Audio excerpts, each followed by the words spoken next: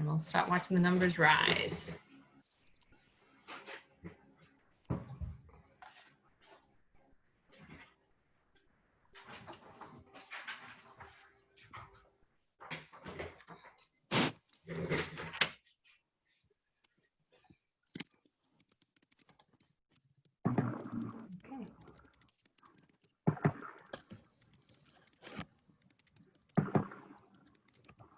We're all coming in.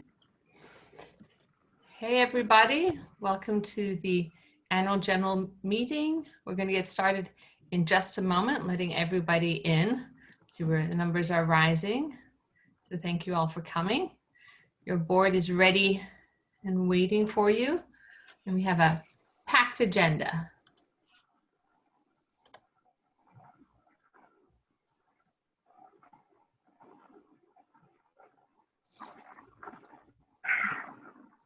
So, and please feel free to use the chat. And like with our other meetings, this one is being recorded for posterity, and only the panelists, which is the board tonight, we're the only ones who will be visible unless you are a committee chair and you are giving your report. Okay, so you'll just see us, and you can switch it to gallery view or speaker view, and wherever you want to have it, whether you want to have all the faces or just the speaker at the time. So hello, everybody. Welcome, welcome.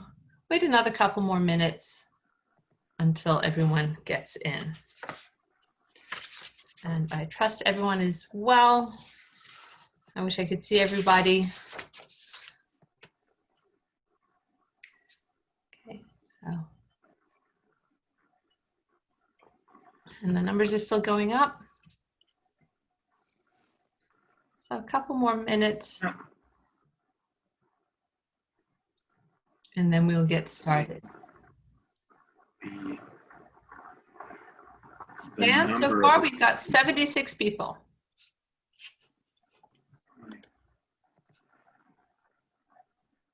Okay, there it is. All right, so what we're going to do, we'll have the chat for just general discussion, and Mike Morgenthau will be keeping an eye on that. And then during the very cute Matt Baker, sorry, I see the chat go by. And then during the committee reports, you can put questions into the Q&A, and the panelists will be able to see them, and will help moderate that. Yes, we are, I am sure we want to see everybody, and so is Christina. We all want to see everybody. Hello, everybody. All right, a couple more people are coming in, and then we will get started.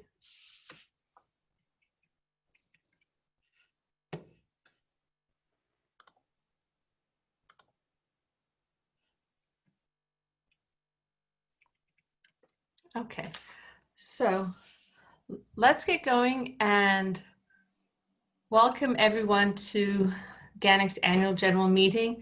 This is the mandatory meeting we have every single year to go over committee reports and to go over the GANYC budget and to give you all an update of all the doings and all the happenings that have been going on over the past, basically over the past 9 months. It's been eventful in a bizarre 2020 kind of way. So what we're going to do is I'll go over the agenda, and then I'll give my report, and we'll go through the meeting. We'll go through the agenda right now, but just to remind everyone, this meeting is being recorded, so you'll be able to see this afterwards. It will be posted onto our YouTube page.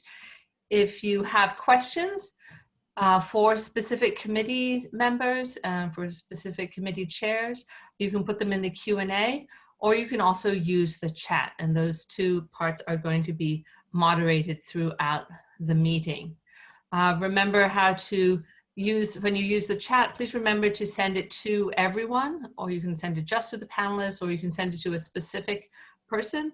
But if you want everyone to see it, do be sure to say to all panelists and attendees. That gets everybody. Okay, so let's get started. I'm going to share my screen, and we'll go over, first thing is we'll go over the agenda. Okay, so welcome everybody. And the agenda. Oh, hold on a second. There we go. So you'll see we have industry partner votes. We'll be voting on 3 different applicants for industry partner: Box Systems, Easy Charter Bus, and Ally Charter Bus. You all have received notifications about that vote. And so I hope you've all done your research and you will be sent an email to vote. We'll then have the committee reports, and you can see everyone who's going to be reporting. If you are going to be reporting, what I'll do is I'll make you a panelist, and you will be able to appear on screen and give your report.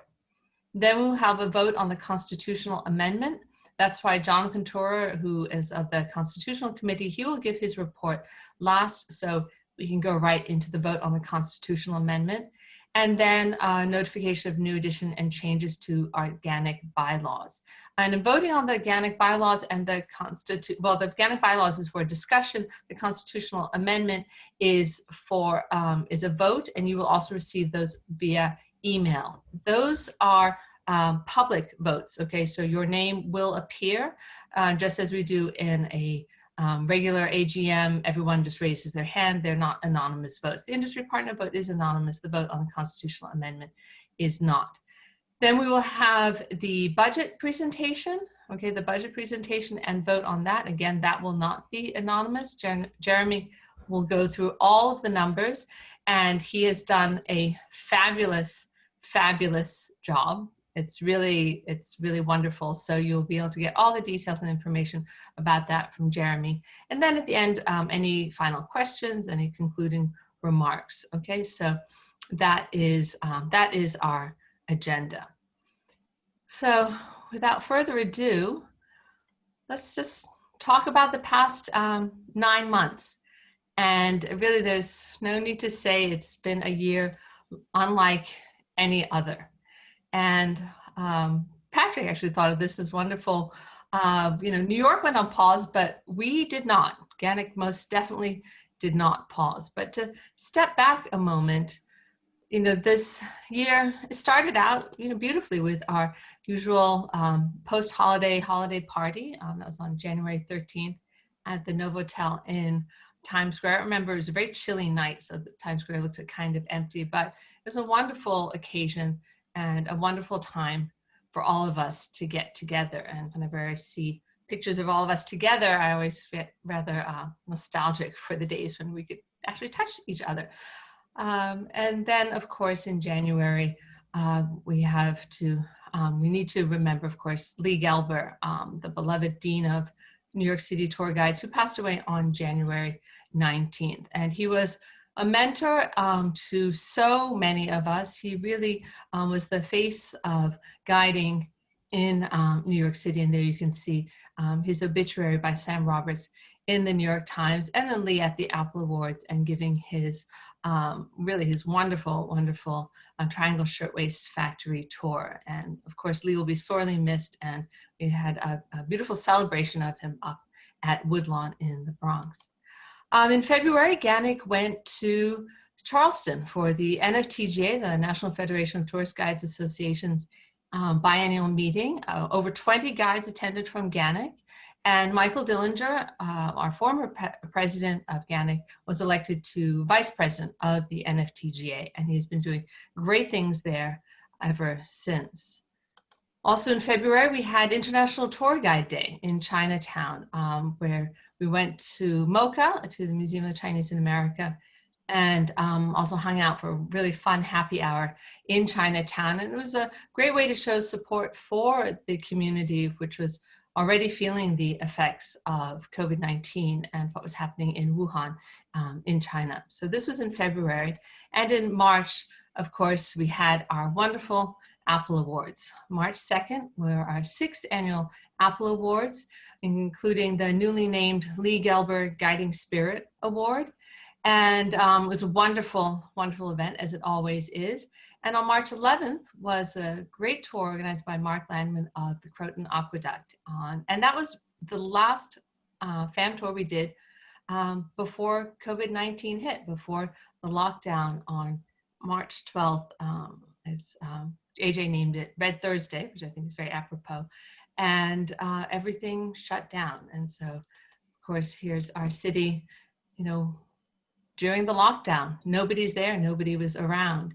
And, you know, I don't need to tell you all, of course, it was very hard on everybody. And the worst was losing 3 of our own, Judy Richheimer, Laurel Douglas, and William Helmreich, and may their memories be a blessing. These were 3 pillars of GANYC, 3 wonderful, wonderful people, wonderful guides. And I know I speak for everybody when I say they are really sorely, sorely missed. So, of course, Judy, Laurel, and William. But GANYC did not stop. The board did not stop. And starting in March and April, the board and all the committees have been working literally nonstop to empower and to inform all GANYC members. And GANYC has really become a leader in the tourism industry in the United States. And all of our proactive work on behalf of you guys, on behalf of all our members, it has been noticed. And it's quite gratifying to get to be contacted by other guides associations who they say, oh, we want to see what New York is doing. And so we've been really a leader in that. And we've held numerous online events, our monthly meetings, PDPs, virtual tours, getting media coverage for the plight of guides. And here are just some examples of some of the things that GANYC and GANYC Guides did, from our virtual tours, Zoom tours, Facebook Lives, interviews. We did an collaboration with the Guild of DC on Alexander Hamilton and the presentation of the founding father. We've had then the musical, and we've had so many guides working online, from blogs to vlogs to videos to all sorts of different things. So, you know, nothing is staying still. And the board literally was meeting at the beginning.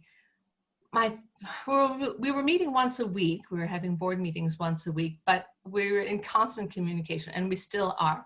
And I can tell you every single day, the board members are always talking about something guide and guiding related. In fact, sometimes we have to tell each other, no, we're all going to take some days off and not do GANYC, because it's really something that we do, and we do it out of service for all of you. And this is something that we are really passionate about and really enjoying as well. GANYC has issued 20 Virgils now. This is the guide for guides, and it's edited beautifully by Christina Lombardi, our board member at large. I hope you all are receiving it. And then we are keeping track of and keeping tabs of all the virtual events and the online happenings right on the GANYC website. And Treasurer Jeremy Wilcox has been updating this list regularly. So it's always up to date. You can always find the links right there on the GANYC website. Our meetings have all gone to Zoom, and they're also available online, as are our PDPs. We've had some wonderful professional development programs. Thanks so much to the Education Committee and to Vice President Bob Gelber. Just today we had part 2 of the tour guide marketing PDP, and we've had presentations by producers of apps and technology, as well as how to make good virtual tours. And these are all recordings that are all available to you. Our meetings have included expert guest speakers from a variety of fields, from unemployment insurance and accounting to wellness, health and safety, a temporary job agency, and many more. And in June, of course, well, the end of May, beginning of June, the Black Lives Matter movement really shook our city and sort of shook us all out of perhaps being a little too complacent about things that were going on. And GANYC issued an official statement in support of Black Lives Matter. And our July meeting was a wonderful roundtable discussion on diversity and racism and tour guiding. And we were honored and so lucky to have special guests, Stacy Toussaint, Eric Washington, and Kamau Ware speaking to us. And we also started a subcommittee on diversity, and that's headed by member-at-large Kevin Lawrence. And we ran a survey to get more information about the demographics of our association, and to make sure that we are keeping up to date and we know what's happening in our own organization and how to improve.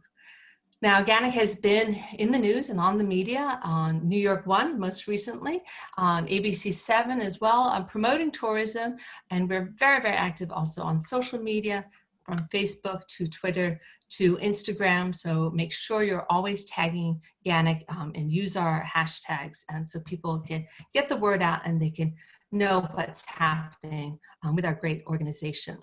One of the most important things we did was our Health and Safety Task Force put together industry-wide standards for guides, guests, and tour operators. These are available on our website. You are welcome to print them out, to share them, to copy them. And this task force was led by Patrick Casey and John Semlak, our secretaries, who did a fabulous job with it.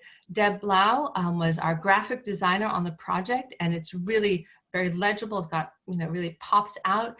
And really special thanks to Sarah Lyons. Now, this is a great thing. This is what makes GANYC such a wonderful organization. Sarah is a new member, and she jumped right in, feet first, and put in countless hours to help develop the guidelines. And she's really a great example of the can-do spirit that we have in all our members and that we're so lucky to have. Now, the health and safety was launched, and right after that, we have Tour Your Own City. And so speaking of can-do members, it's really Mike Morgenthau who led the development and the launch of Tour Your Own City, first with help from Amada Anderson, now in Florida, with her new family, and countless hours of video editing and photography from Megan Murad, who's done a great job, and she's been taking care of the social media for Tour Your Own City while Jeremy is doing the regular GANYC PR work. So, this is a huge initiative. This is really a wonderful thing that we have.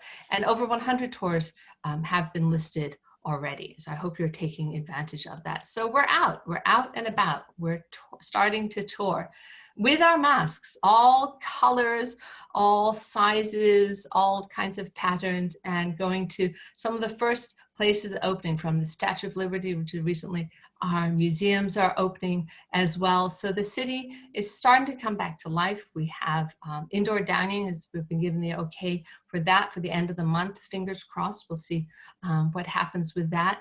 But it's been so wonderful to see fam tours finally taking place. And I think Joe Svalak and Robin Gar have it exactly right. They're keeping their social distancing. We are not kidding about that. And then just last week, Stan brought everyone up to Fort Tryon Park, where they saw the most magnificent sunset looking across the Hudson River to the Palisades to New Jersey. They don't know that I was standing there waving like mad the entire time. But here's a wonderful photo of guides all together. Now, how can we do all this? How do we do all this? Well, we can do it really because of this, this gang here. These guys, I cannot tell you, I cannot tell everybody, and I cannot emphasize this more. You are all so lucky to have this board. I am so lucky to have this board. I'm the one who's always talking all the time. They're the ones who are doing all the work. The GANYC board has been fabulous. And so what we do is really for all of you. This is what your membership gets you. It gets you people harassing each other via Facebook Messenger or random texts, chatting back and forth. Let's do this, let's do that. Let's tweak a document 80 million times and then tweak it one more time because somebody else will notice something that's just off. Let's think of something new. Let's find a new contact. Let's find a new way to get the word out that guides are ready to work, that we want to work, and that our city, no matter how many people say New York is dead, it's really, really not dead. We had a hard time, but we got through it, okay? We're getting through it. And all of you, you have these wonderful, wonderful people who've got your back 24/7 and who are thinking about guides and thinking about guiding this entire time. So Vice President Bob Gelber, Vice President Mike Morgenthau, Treasurer Jeremy Wilcox, Recording Secretary Patrick Casey, Corresponding Secretary John Semlak, and our members at large, Deborah Blau, Kevin Lawrence, and Christina Lombardi. There should be a huge round of applause. I hope everybody is clapping like mad. I'll be clapping here too, because it's really thanks to the board. And like I said before, we do this for all of you. And it's giving you as much bang for the buck as we can for your membership. It's keeping all of us from going stir crazy. All of us have had various terse words from our families who are saying, what do you mean you're doing something else for GANYC? This is keeping us going. I get a huge energy out of knowing that I'm doing something that I can be proactive. And so, like Patrick said, and I quoted him at the beginning, New York went on pause. We did not, and we are not stopping now. So thank you all, and thank you so much to my wonderful, wonderful board. It's really, this is just, it's been a great bunch to work with, and I look forward to the next couple months. Hopefully things are going to be improving. I just, we had an earthquake today. There are fires where Mike is. I mean, I'm waiting for the locusts to start, but anyway, and if even that happens, we'll still get through it. So thank you all. I'm going to stop sharing right now. Okay, let me go back. Okay, so yeah, so that was my little report, and I will share the slides with everybody and with our reports when everything's concluded and everything will be posted. So thank you for that, and thank you all for participating. GANYC is also all our members, 300 plus strong, going out there and doing great things. So without further ado, we're going to move right along. I'm a little behind, but we're going to start now with our industry partner vote. So that's Mike, our chair of industry relations. If you want to unmute yourself and just let everybody know what we're voting on, that would be great. Great, thank you. And thank you, Emma, for everything you're doing for GANYC to help kind of keep the board focused and moving all in the same direction. So, we appreciate everything that you've done as well, absolutely. So tonight we have 3 votes or 3 industry partner applicants. Vox Networks, which is the wireless company that you can use while on tour, and I'm going to mention one other thing about them in a second, and then 2 charter bus companies who just found us via Google search, believe it or not. You'll be getting, in fact, let me publish the ballot right now. So you will be getting an email. All full voting members of GANYC will get a vote, get a ballot now from your Wild Apricot system. If you've been on any of the other previous votes, you can certainly, you know how it works. The websites for each of the companies are listed there. We will leave the poll open until basically overnight, just like we have with all of the other industry partner votes that we've had so far. I did want to just make one mention for Vox. Mark Collenbrander, who is their, I think, U.S. Director of Sales and who I've been coordinating with. Some of you might know that for July and August, they offered use of their Vox Connect app, which is the app that you can use with your smartphone, no other equipment necessary to communicate with your guests on tour. It was complimentary. And then it was basically a 1-day license anytime you need to use it for however many users you needed it for that day. The price was planned to be $25. Well, this week, Mark emailed me and he said that because things are going a little bit smaller and groups tend to be smaller, Vox is offering that service to members of GANYC for $12.50 per day, not $25, which is what non-GANYC guides would have to pay. He's offering this to all tour guide associations across the country, not just GANYC, but basically it's a special for tour guide associations. So we'll send out an email with details on how to sign up. Either you can email Mark directly or you can visit voxnetworkusa.com. That's voxnetworkusa.com. I'll type that into the chat room right now. Other than that, you were all notified about the 3 candidates for industry partner tonight. So hopefully you had a chance to review. You should be getting the ballot right now, if not already. And yeah, vote, and hopefully we'll have 3 new industry partners. Great. And of course, this is a chance if any of the members have any questions or comments about any of the industry partners, this is a chance to type something into the chat room, I suppose. Yeah, if anybody has questions, yeah, please add it the Q&A, you can just, any specific questions about this. And then like Mike said, he'll send more details about the Vox system, which sounds like a great deal. Okay. All right, so you can still put those in because don't forget you can, you will be voting via email. Okay, so Mike, what do you think? As long as the meeting's open, if somebody thinks of something random, they could just pop it in there. Sure, we'll monitor the chat and the Q&A if there's any industry partner related questions. I'm keeping an eye on that. Okay, so what I'm going to do now is I'm going to get Matt Baker on to start off our presentation. So, oops, hold on a second.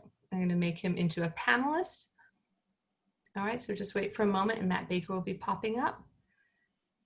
And okay, so Matt, you just have to unmute yourself, and if you want to put on your camera, we'd love to see you. Okay, oops, he's not unmuting just yet. Okay. Matt, we cannot hear you. Okay, if you can unmute yourself. Let's see what's happening. Okay. Matt, we can get back to you if you want. You can put a message in the chat. I'm going to leave you as panelists, but perhaps we should move on to the next speaker. Okay. All right. So Matt, once you get yourself sorted out, just let us know. And so that would be Michael Dillinger. Okay. So Mike, you're on deck. Okay. And I'll just need to promote you to panelist. Okay. So Michael Dillinger. Okay, here's Michael. There you are. All right, can you hear me? We can hear you. Let me know if the audio drops out because I've been having a little funky problem with my computer sometimes. So No worries. if it drops out, let me know because then I just have to mute and unmute again and it goes back on. Okay, well, first of all, thank you to the board. You guys have been awesome. Great job. I'm so proud of all of you and so pleased that you are there. I'm kind of happy that I'm not, no. Because you guys have been working with a lot more than any volunteer would have expected. So bravo, bravo, bravo. Okay, so this is a report from the GANYC Certification Committee, our AGM report. First of all, I want to thank all of the committee members, and they are Patrick Casey, Robin Garr, Kit Garrett, Kevin Lawrence, Nina Mende, William Nemec, and Jonathan Turr. And they should all take a bow, and you should all give them a big hearty round of applause, because in addition to many of them are doing double duty and even triple duty because they're on several committees, in addition to some of them being board members. So give them a big hearty thank you for all of their hard work. The committee at times has been meeting weekly since COVID hit to try and figure out what we were going to do, because the plan originally was we were going to have 2 rounds of the certification class during this fiscal year. We had one in January and it was really great. And then of course COVID hit and everything was off the table. So the rest of it was postponed, but we began to meet via Zoom and to consider how best to serve the GANYC membership during the COVID shutdown. We've held 2 online programs since then. First was a workshop to help guides get prepared for Tour Your Own City by creating tours that might appeal to a more local traveler.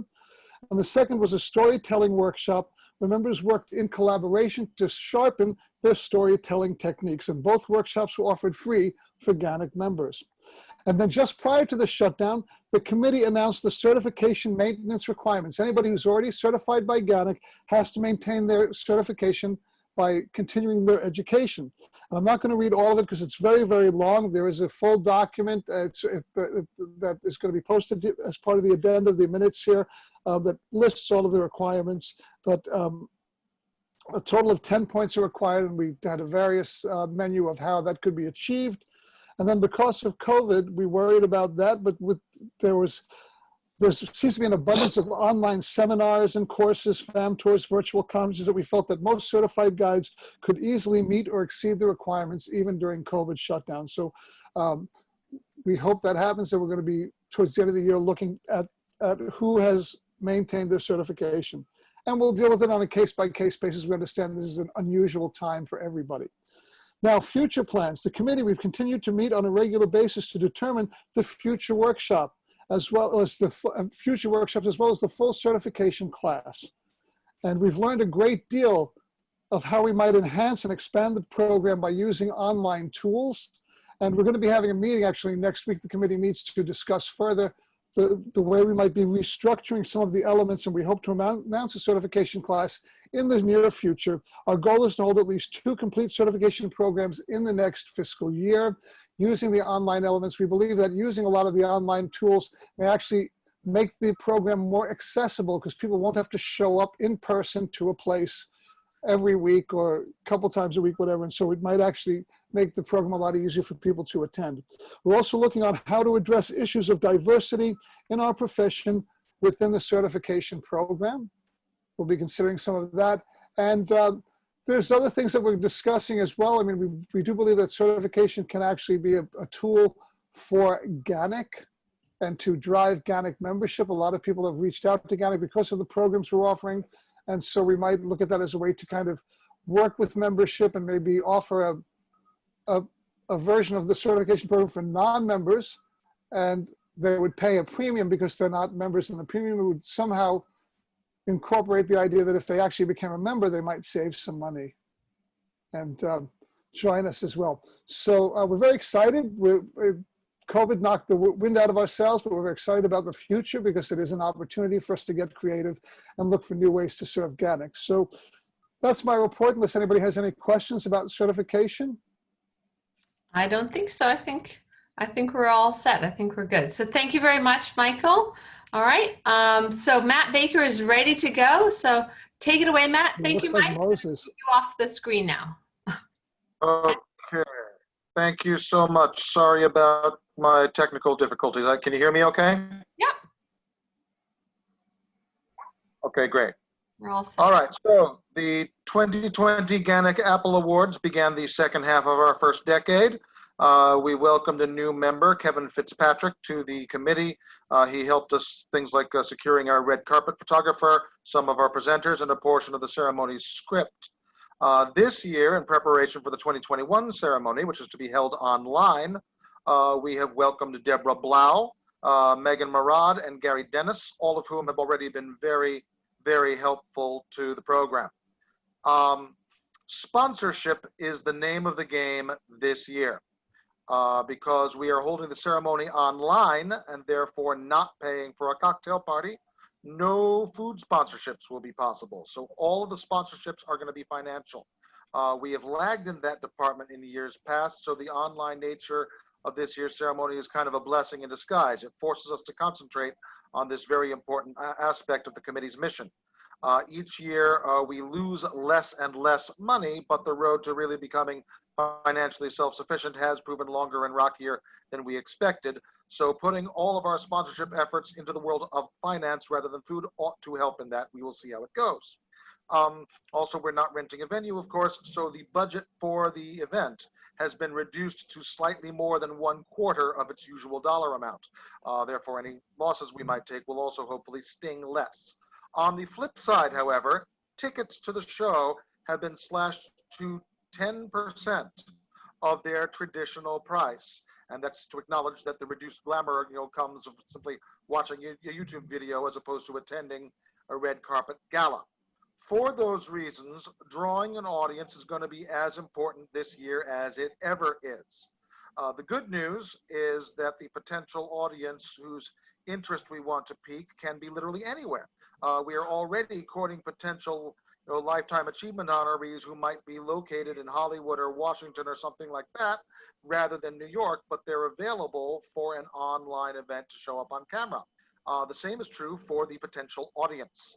Our organization and our award ceremony has friends and fans all around the world, and this year is the chance to demonstrate their support for a fraction of what it would cost, otherwise. We also have the chance to make it up in volume, so it's really up to us to demonstrate that the volume is there. With the above in mind, we have a host for this year's event, the primary anchor for Channel 7 Eyewitness News, Mr. Bill Ritter. Mr. Ritter's broadcasting schedule commitments would make participation in a live event impossible. But he is available to pre-record his involvement because in this year's show, because it is online. Last year, we continued our mission to explore beyond the world of the arts in the choice of Lifetime Achievement, with the award going to the heroic AIDS activist, Sean McKenna. This year, we're continuing to look in that direction, but we're not ruling out the arts, especially because the world of Broadway theater has suffered particularly harshly and particularly visibly. So, we are definitely considering Broadway people as well as otherwise. Now, I am very happy to announce that we have an honoree who has accepted the Lee Gelber Award for Guiding Spirit. She is a former president of GANYC with a proud guiding career that any new guide can point to and say, that's what I want to be when I grow up. She is also a co-founder of the National Federation of Tourist Guide Associations and has spent unmatched time and energy enhancing the professional legitimacy of guides and guiding, and that is Ms. Marta Sanders Cooper. Questions, concerns, suggestions, etc. or if you want to join the committee, we're always looking for new people, especially for the sponsorship drive. Please contact me at awards@ganyc.org. Thank you. Great. Thank you, Matt. I cannot see any questions specifically about the awards committee in our Q&A. So you're all set. So thank you so much for your report. And we'll now turn to, thank you. We'll now turn to Jeremy, who will be reading the report for the Education Committee. All right. Hello, everyone. So be warned, everyone, you will be seeing a lot of me this evening. So I am very proud to give the report on behalf of Nina Mende, our chair for the wonderful Education Committee, which has been working so hard in the past year. In addition to obviously our chair, Nina, we have a great core over the last year. The members who have worked with the committee core this past year have been Bob Gelber, Andrea Coyle, John Semlak, Kevin Lawrence, Lisa Puccio, Mina Scharf, and Susan Birnbaum. We also have a great number of people who've been acting as contributors and honorary members. There will be a written addendum to this report that Nina has really put together great, that includes a number of honorary members, those who've helped out, including, Art and Susan Zuckerman, who've been doing their, twice a week Zoom sessions, and Joe Spalak, who's giving wonderful FAMs, and many others. There'll also be an addendum that will include a list of all FAM tours that have occurred this year, as well as guest speakers, and just a full roster of all the work that has been done by the Education Committee. As you know, the mission statement for the Education Committee is to create and maintain continuing education program for GANYC members that will advance the knowledge of guides of New York City and its environs and enhance the professional development of guides. This is done through the FAM or familiarization tours, guest lecturers, our professional development PDP program, as well as seminars and now webinars, which we will sort of continue. So the FAM tours, if you're not familiar, if you're just sort of someone joining us, these are these sort of outings we do where guides give other guides tours. Sometimes we do outings to specific sites and bus tours. The PDPs are done in conjunction with the Education Committee, and we've done a number of those this year. So the goal for FAM tours is usually 30 a year. We usually actually have topped that this year, despite COVID-19. We are up to 37 since the last, since the year began. Last AGM, 37 in-person FAM tours and 6 virtual, with more to come. We try to do at least 1 or 2 bus sort of day trips a year. We've done a few of those, and we hope to do more once things calm down next year. Going to PDPs, our goal has always been to do a minimum of 6 of these a year. This year we have done 8, 1 that was done in person pre-COVID, 7 that have been done as webinar PDPs. In addition, there have been obviously in conjunction with the certification showcase, certification committee. And these webinars are here to stay even after COVID. We found this is a great way to do it. In addition to our in-person events, we'll still continue through the Education Committee to do online webinars, not only because this can accommodate more people, because as you can see, the recordings can be available after the fact. So it's a great way to say, sometimes with these things in the past, we said, oh, I can't make it this day, I can't make it this day.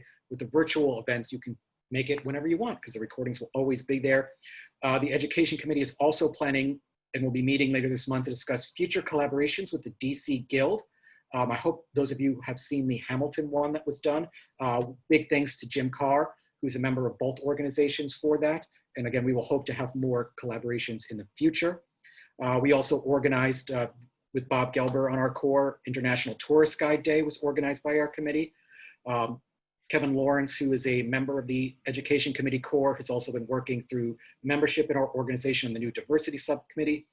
I have worked with the committee to sort of streamline the procedure for submitting FAM tours. And obviously sort of tangential, we have the book club, which Kevin Lawrence has also been arranging. I hope some of you have been reading great books and participating in that. And like I said, there will be a number of written addendums to this, thanking everyone and providing like a full roster of everything we've been working on. But again, I want to thank Nina for her leadership of this committee and the other members of the great core who I've just an honor to work with. And I'm happy on behalf of the committee to answer any questions. Any questions? If you have questions, we'll drop them into the Q&A.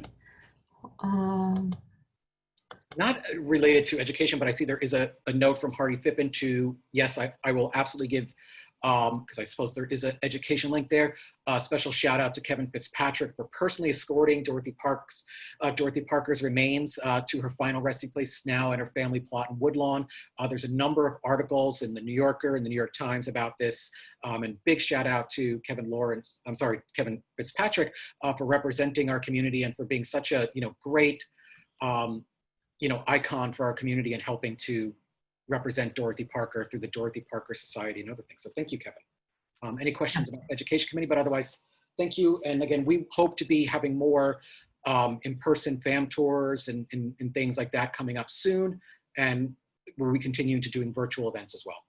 Yes, yeah, definitely. I mean, Fitz, you did a great job, and it's just fantastic. I mean, everybody I've sent the links to just is thrilled to pieces. So congratulations, Kevin Fitzpatrick, and Lori for her, his friend, for her great article too. Okay, so our next speaker is going to be Susan Birnbaum, who will be speaking for the Ethics Committee. So Susan, if you could unmute yourself. Thank you very much, Jeremy. And so Susan, you're up now. You just have to unmute yourself.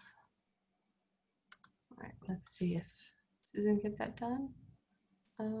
Because I see you're on, but you're just not, we cannot hear you yet. Okay. Can you hear me now? Yeah, we can hear you. You can't see me though. I don't know why you can't see me, but you can hear me. Yes. So I'm giving the Ethics Committee report. The committee members, I'd like to thank them. That's my co-chair, Daniel Ellis, Matt Baker, Mike Brenner, Patrick Casey, Riley Kelly, and Jonathan Toro. This year, the Ethics Committee has been unusually busy. We addressed several issues, thanks to the committee members for their time and effort. We were asked to determine whether the details of committee decisions should be made public. After much discussion, we agreed that ethics violations would be made public through the announcement page on the GANYC website. This is sent to all members, but without an ability to comment at the present time. Detailing the member's name and the consequence, the length of suspension, expulsion, etc., and an indication of which section of the ethics code has been violated, but no further details.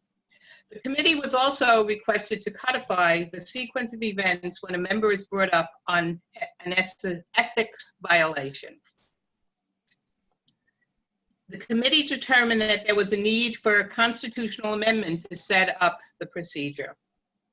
So we passed that on to the Constitution Committee.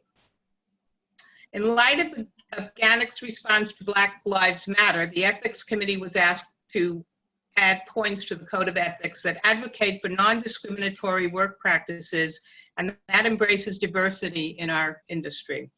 The following is the addition to the GANYC Code of Ethics. No GANYC member shall discriminate in either action or language against any person or group on the basis of race, religion, sex, sexual identity, ability, or other trait.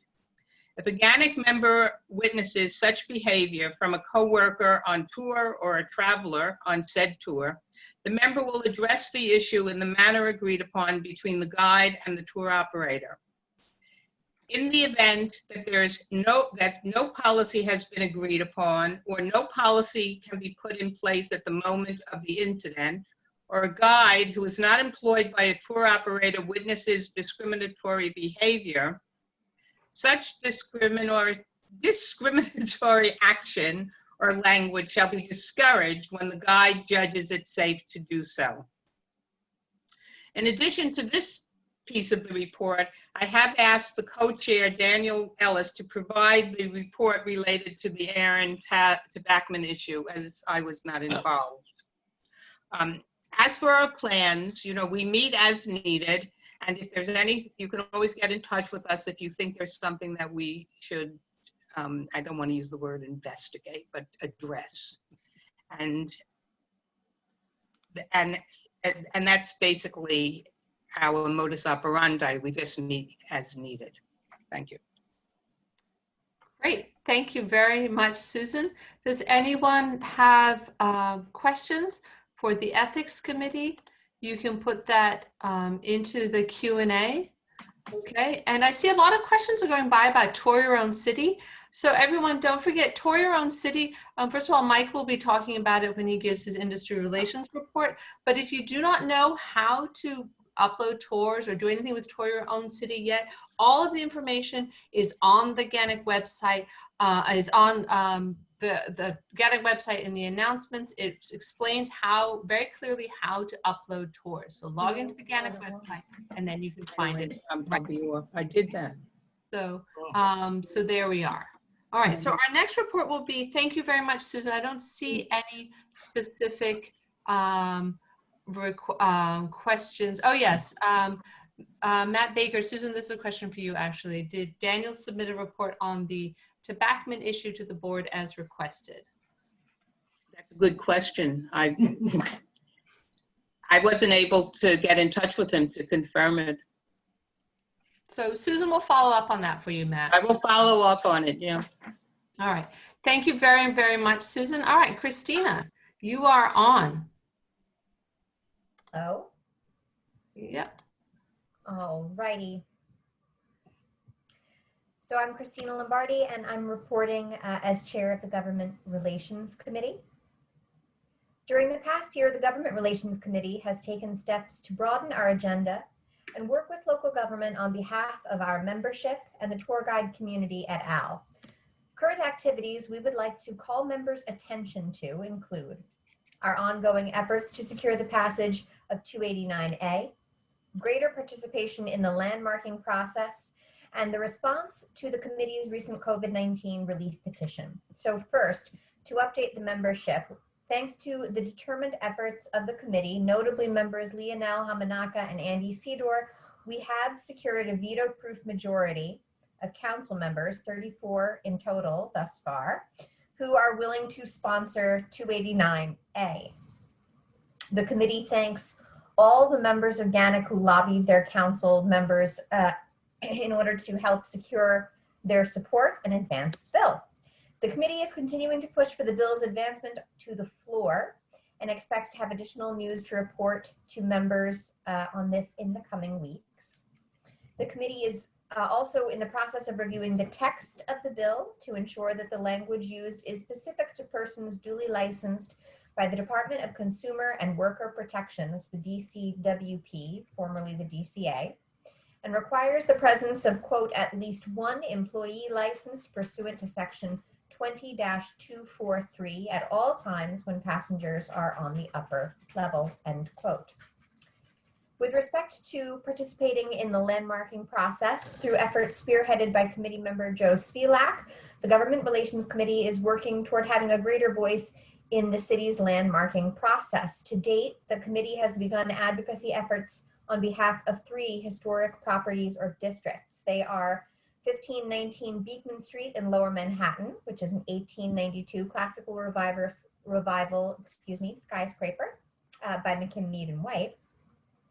The Downtown Community House at 105-07 Washington Street and the adjoining tenement at 109 Washington Street, and 227 Duffield Street in downtown Brooklyn, the former home of prominent 19th century abolitionists Harriet and Thomas Truesdale.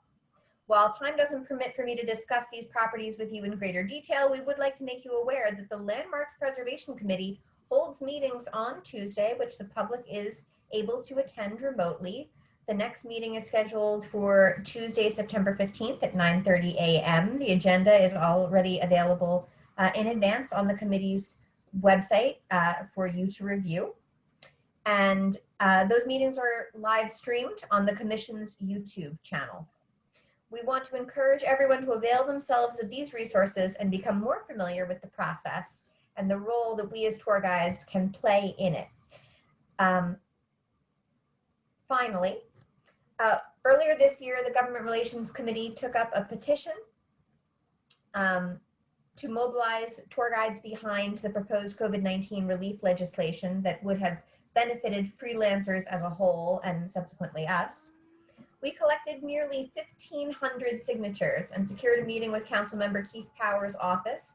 We also corresponded with the offices of numerous other council members to discuss the proposed legislation. And while elements of the proposal have since passed, our efforts are continuing. Of particular concern to the committee is some form of rent relief for New Yorkers impacted by COVID-19. Finally, the Government Relations Committee would like to take this opportunity to thank Jeff Ryback for volunteering to be our secretary, and to remind membership that Government Relations continues to welcome new recruits. Any questions? If anyone has questions for Christina or for Government Relations, you're welcome to pop them into the Q&A. All right. Okay, looks like we're all good. So thank you very much, Christina. That was great, very informative. And up next is Mike Morgenthau to tell us about industry relations. So go for it, Mike. Okay, thank you, everybody. Yeah, it's been a busy year for industry relations once again. I want to thank everybody who's contributed to the committee's activities this year, including co-chair Bob Gelber, Chair Emeritus Harvey Davidson, Megan Murad, Deborah Blau, Kit Garrett, Fred Flanzer, Cindy Lidopoulos, Jason Thompson, Christina Lombardi, Eddie Schneller, Lyle Croft, Margot Fox, Amada Anderson, and Howard Kaplowitz. We have not had regular meetings. We had 3 meetings this year. That's something I want to change moving into the next year. So starting in October, my goal is to have a regular committee meeting every 2 months. And we're always looking for new people to join the committee. And if anything, if COVID has taught us anything, it's that getting GANYC's name out there and really having a lot of connections with other parts of the tourism industry, both locally, nationally, and internationally, is vital. And that's really what the Industry Relations Committee is tasked with doing. So we welcome anybody who wants to participate in that process. Like all of GANYC, GANYC's committees are, or most of GANYC's committees, our focus shifted to COVID once Red Thursday hit. And by far the biggest project we've worked on so far is Tour Your Own City. We started working on it in April, and it took quite a while for us to get it up and running, but finally August 24th, it launched. And so far, it seems to be going pretty smoothly. We currently have 110 tours listed on the site. They reflect 4 of the 5 boroughs. We have a tour that touches on Staten Island, but I'm not 100% sure if it actually goes to Staten Island. So we would love an actual Staten Island tour to be listed too. Not that we don't want other tours to keep being listed as well. Just because the site is live doesn't mean that you should stop uploading your tours. The more the better inventory. And I know a few questions have been asked. Has anybody booked tours through Tour Your Own City? I know of at least one that has been booked through Tour Your Own City. But again, since Tour Your Own City doesn't actually book the tours, we only see the amount of traffic we get. It's up to you as guides to let us know if anybody is converting tours from Tour Your Own City into actual work, which is our goal. The program received a big boost last week when we were able to get a segment to air on New York 1. Our page views on the website spiked that day, but we need to keep having people get the word out for us. So please, even if you're not participating in the program, it's a rising tide lifts all boats, right? If other guides are going back to work, that means that you'll be able to go back to work sooner than you anticipated as well. So follow our social media platforms, retweet, like stuff on Instagram, share stuff on Facebook.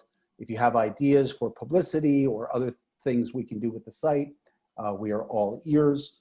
We are reaching out to business improvement districts, the MTA, hotel associations, really to try to get the word out as much as possible. So the more, the merrier, and we're going to keep this program going as long as we deem it necessary. And it might be able to transition into some other things once this is all said and done, but that's a story for down the road. One other note that I wanted to put out there, our web designer, Alexander Jones, who just went above and beyond in working with us and trying to get this out and about. He is actually offering preferred rates to GANYC members for either web redesign or web design work, or I think even hosting. So that is an email blast that we'll send out in the next couple of days with his rates. He came to us via Christina Lombardi, he designed her company's website, and he really did a great job for us. And I see that he's actually doing a webinar for the NFTGA now. So we have raised Alex's profile, I think. But regardless, he wants to offer GANYC preferred rates. We'll send out an email blast about that in the coming days as well. The other COVID-related accomplishment of the committee was tracking lost revenue and canceled tours when COVID hit. Not exactly a fun topic, but we were really the first association in the US and perhaps in the world to start tracking these things. And it really helped us make the case via the Government Relations Committee and other efforts that freelance independent tour guides should be included in any sort of government aid that was being offered. And we think it perhaps played a small part in what we were doing and certainly helped us get the word out. So we're not actively tracking that anymore.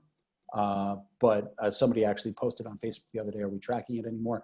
We're really not, but if people want to keep putting information in there, it's absolutely fine. It's never bad to have more information than less information. We continue to enhance our relationship with NYC and Company. I know for some that might not be as far along as you would hope, but really every year our relationship with them gets stronger and stronger. We were thrilled to have the president and CEO, Fred Dixon, address our membership in June. We were the first tourism association in New York City that Fred spoke to after COVID. So that speaks a little bit to where they view GANYC. In addition, we were asked, we didn't lobby to do this, we were asked to become one of their allied organizations within their recovery coalition. And we've been serving on that in monthly meetings, and I've been communicating with other tourism officials who communicate on that as well. And we're going to keep working with them.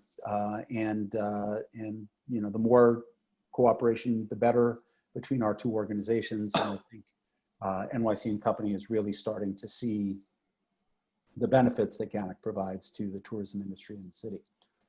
Industry partners. We currently have 25 active industry partners, not counting the 3 we're voting on tonight. Last year at the AGM, we had 24. So the good news is we've had 7 new industry partners accepted since last year's AGM. But the bad news is we've lost some along the way as well who chose not to renew rather.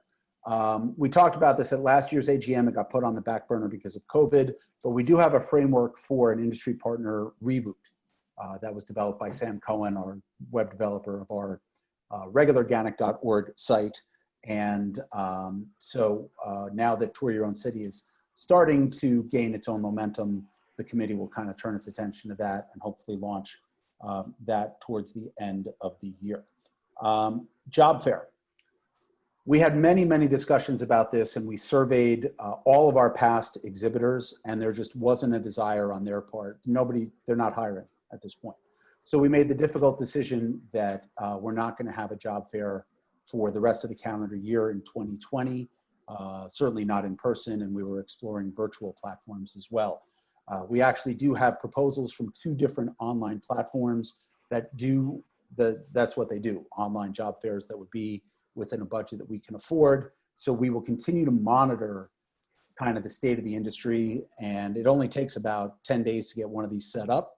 So if it all of a sudden looks like, oh my God, tour operators need guides, guides can connect with tour operators, we'll launch something in early 2021, but it's gonna definitely be on a monitoring basis, see if it's actually necessary, because it would be a shame to spend all this money and have 4 tour operators participate, because there's just not the demand, unfortunately, in the industry. Meeting venues. It's been an interesting year. We got off to a great start because we had 3 great venues at the start of the year.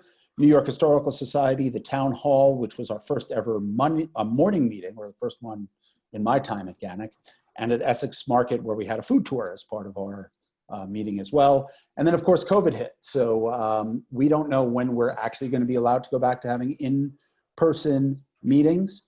But when we do, our plan, based on the survey that we sent out to all of you, the GANYC membership, is to at least keep 1 membership meeting a quarter as a virtual meeting, which will allow people who either can't get to wherever our venue is because it's too difficult locally, or our many friends and members who live outside the city to participate as well. I will add that all of our in-person meetings will be streamed on Facebook Live, if not on Zoom. So there will still be a virtual component to them, but there will be, our plan is to have at least 1 meeting per quarter. Once we're allowed to have in-person meetings, we'll keep 1 meeting per quarter to have online meetings.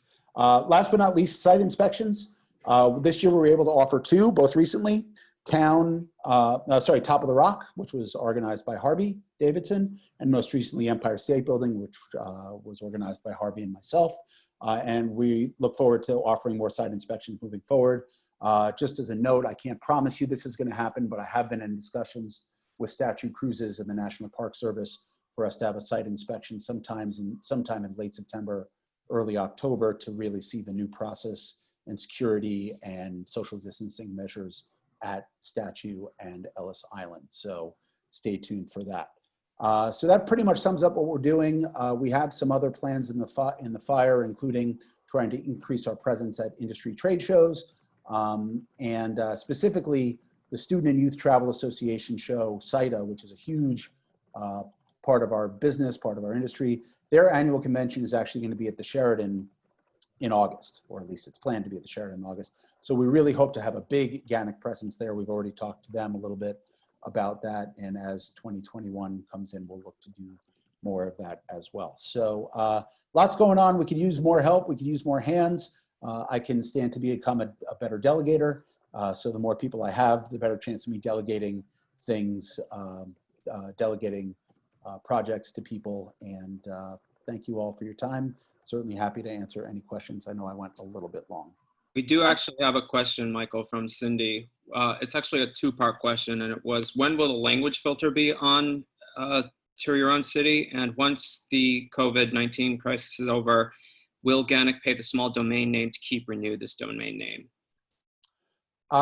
Okay, so there is a language filter on there right now. If you go to the site and click on the orange search bar on the left-hand side, all the filters pop down. So the languages are there.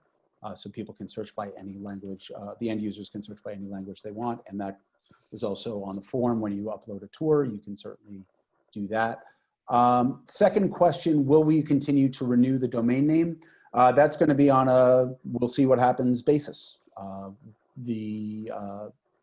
We don't know what's going to happen. This could turn out to be a shot in the dark that misses and we decide to shut it down.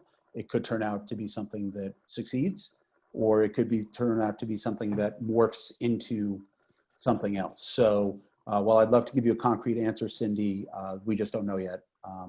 We have budgeted to renew the domain name. Jeremy will get into that a little later, I'm sure, but we'll just kind of judge that on a case-by-case basis. One other thing I wanted to add about Tour Your Own City, at least at the moment, we are keeping this within the GANYC family. I know there were discussions about opening it up to other tour guides and tour operators. At the moment, we are not doing that. That doesn't mean that it won't change down the road. If they do participate, they will have to pay a fee, but participation in it for GANYC members, whether you're a full or provisional member or industry partner, is included in your membership dues.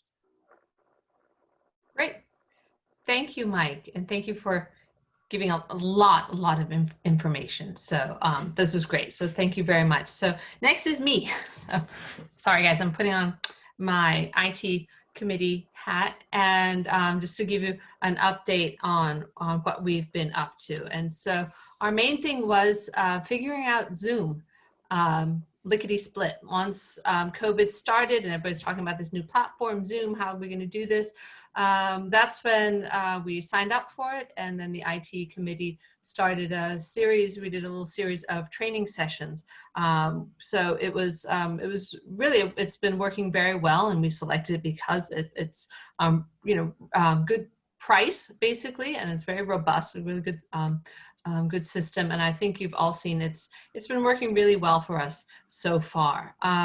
We did, like I said, we did the training sessions. We've had a series of online meetings, and we've also been able to use Zoom for our committee meetings, our board meetings, other things as well.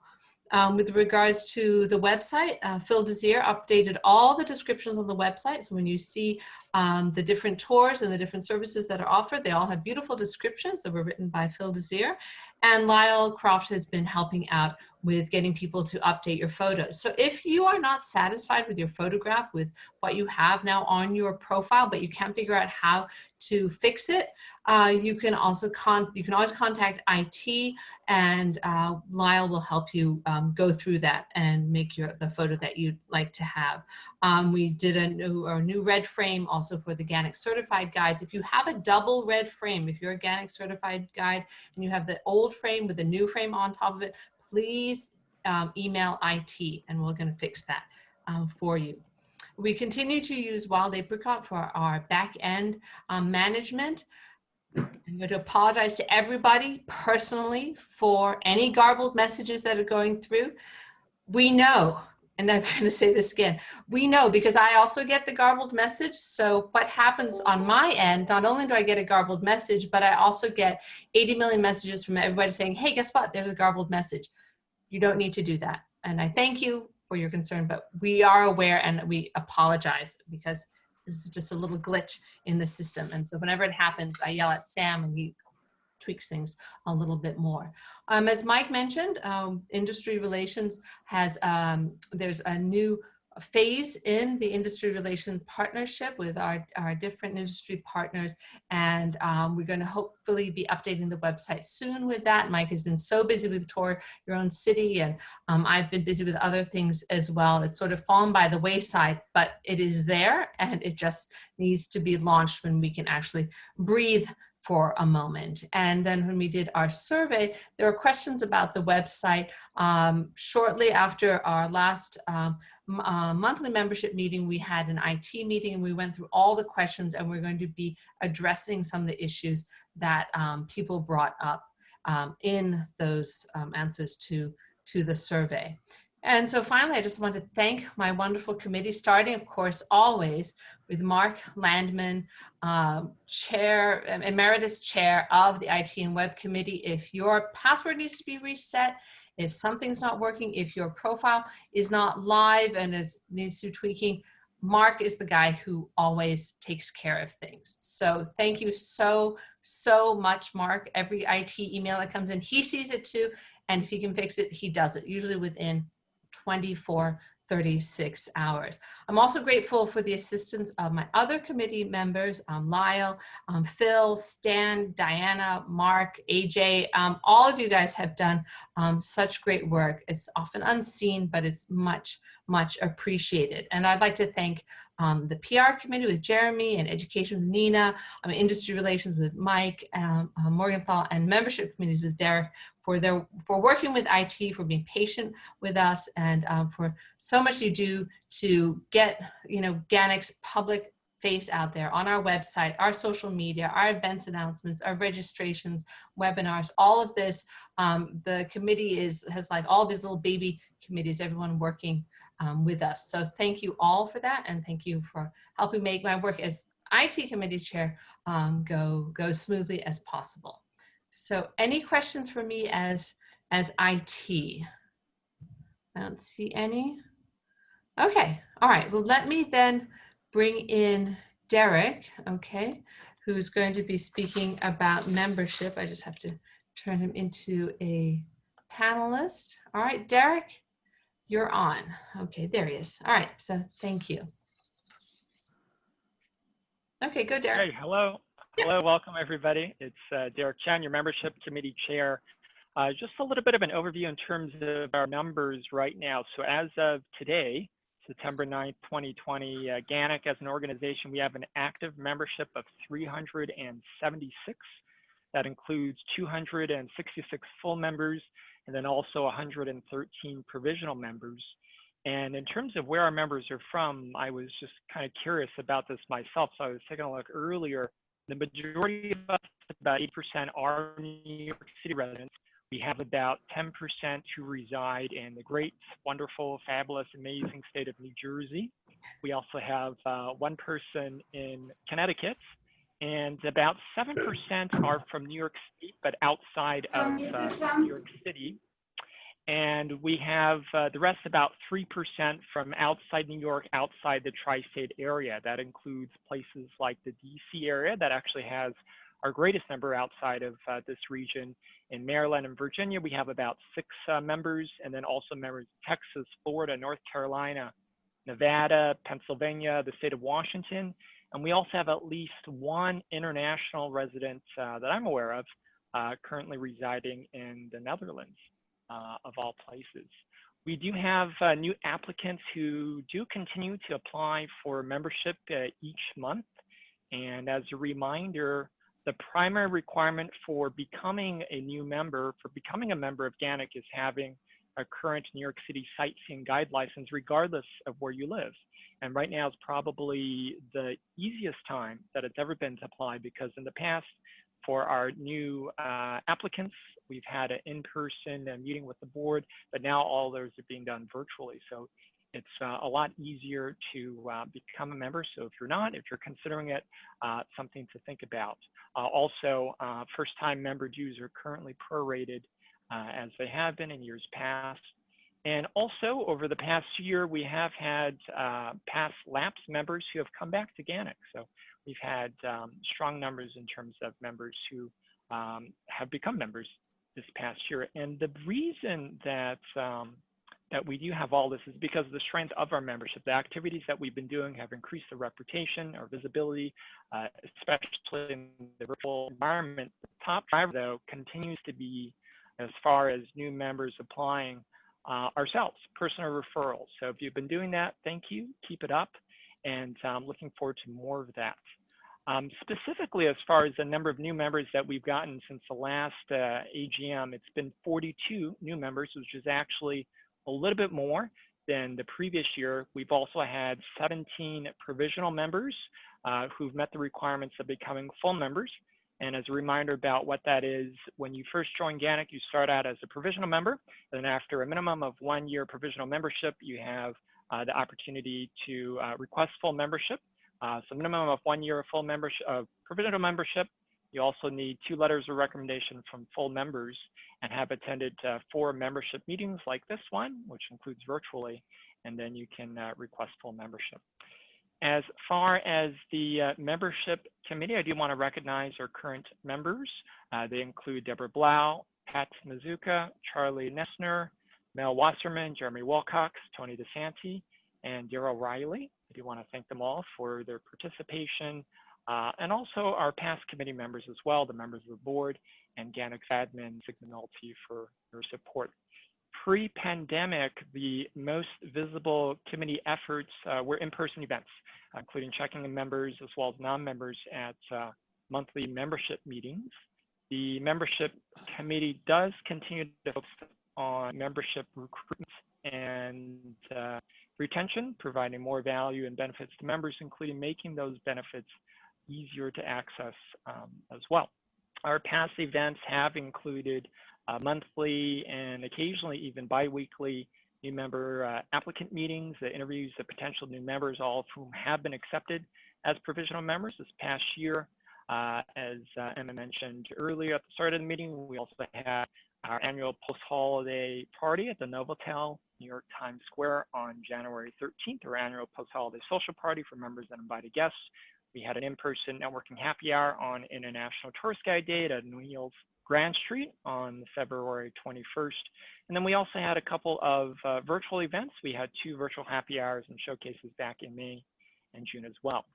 In addition to that, as far as making benefits easier to access, there is a new internal membership benefits web page.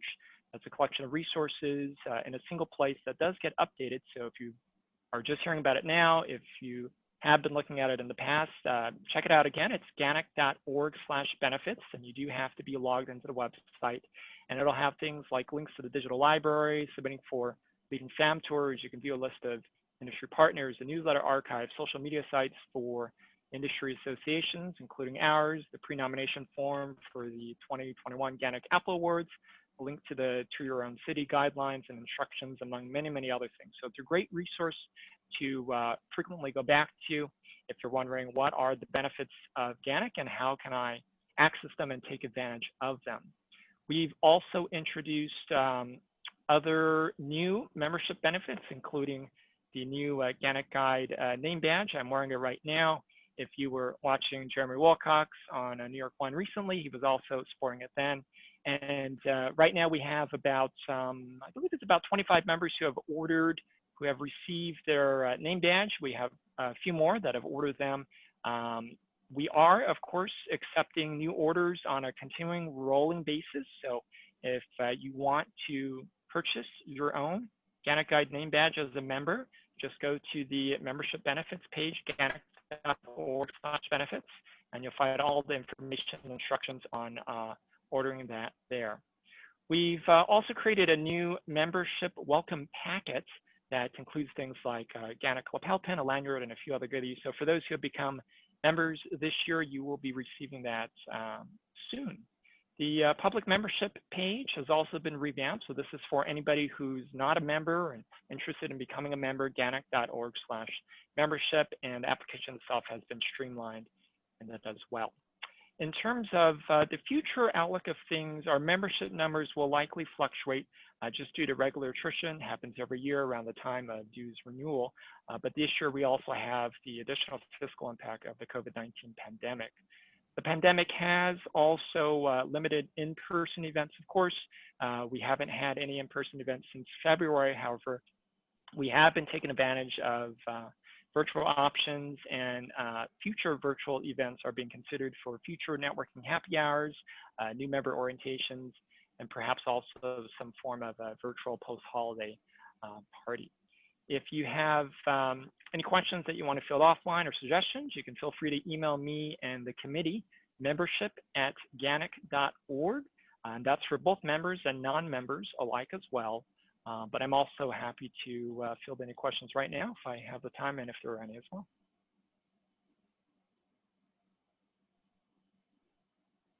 Okay, I don't see, Derek, I don't see any questions in the Q&A.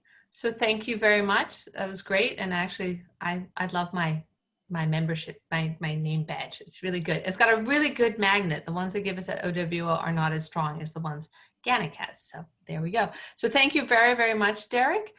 John Semlak, you're up for the multilingual committee. So thank you. Can you hear me, Emma? Yep, we can hear you just fine. Okay, thank you.